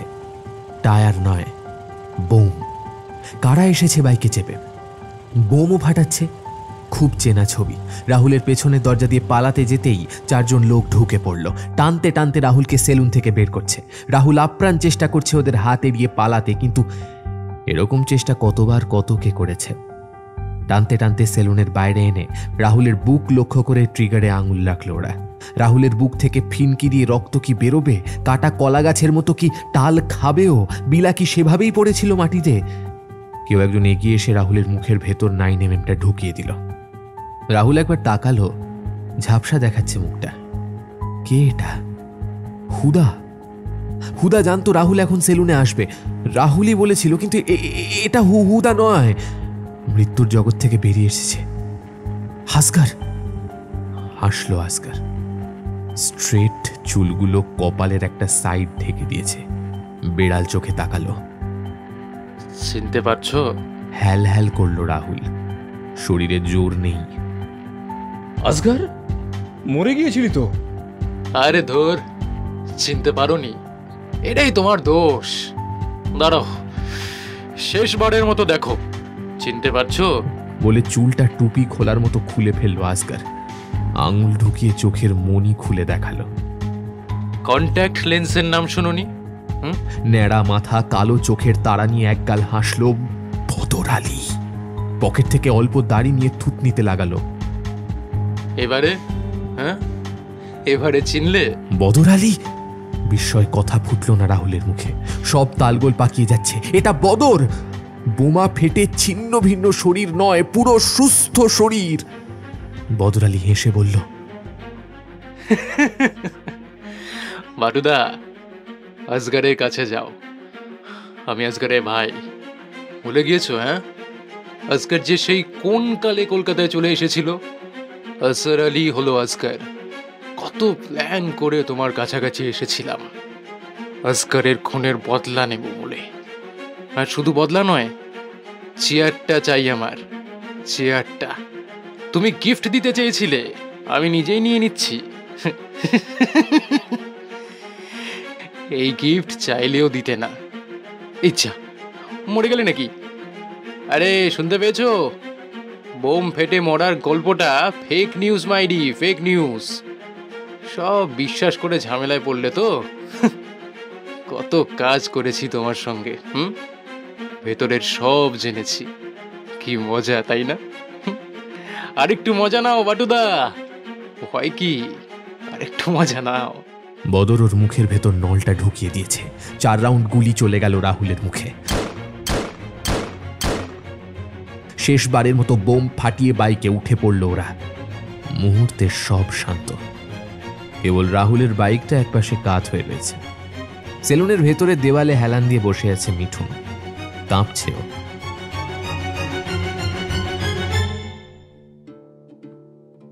রীতি যখন খবর পেল তখন রাহুল অন্য কোনো লোকে যাত্রা শুরু করেছে। ছেলেটাকে টেনে সরানো যাচ্ছে না। চমকে ওঠে রীতি। এভাবেই কি চক্র চলছে? চলবে? এর কি শেষ নেই? দূরে দাঁড়িয়ে হাসছিল আসগার। ছেলেটা আসগারকে দেখতে পায়নি, রীতিও না। রাহুল হয়তো দেখতে পাচ্ছে। আসগারের হাসির ভয় পাচ্ছিল রাহুল। ছেলেটা আসরে নামছে, হাসছে আসগার। যাত্রাপালা দেখে হাসছে। শান পড়ছে হাতে। একের পর এক লাইনে আসছে। এখন সামনে বদর, তারপর হুদা, পেছনেই আছে বুবুন, রাহুলের ছেলে। মিউজিক্যাল চেয়ারে বসার আসর, প্রতিযোগিতা চলবে। কোথায় কোনো অলিক দুনিয়া থেকে বাজনা বাজছে, সেই রিদমে পা শরীর নাচাচ্ছে সবাই। কে বসবে চেয়ারে, কে পাবে চেয়ার, এক অমোঘ নিয়ম যার শেষ নেই। জমাট কুয়াশায় ঢেকে যাচ্ছে সমাজ, সংসার, দুনিয়া। এখানে কাউকে স্পষ্ট করে দেখা যায় না। তবু সেই কুয়াশায় ডুবে থাকা বুবুনকে চিনতে অসুবিধা হলো না রাহুলের। ছেলেটা অস্ত্রটা হাতে তুলেছিল তখন। আর বাড়ির সামনে দিয়ে কুয়াশা মাখা রিকশায় চেপে চলে যাচ্ছিল কেউ। তার মুখ দেখতে পেল না রাহুল। চাঁদটাও ডুবে গেল এই সময়। আসলে চাঁদ ডুবে গেলে আর কিছু দেখা যায় না।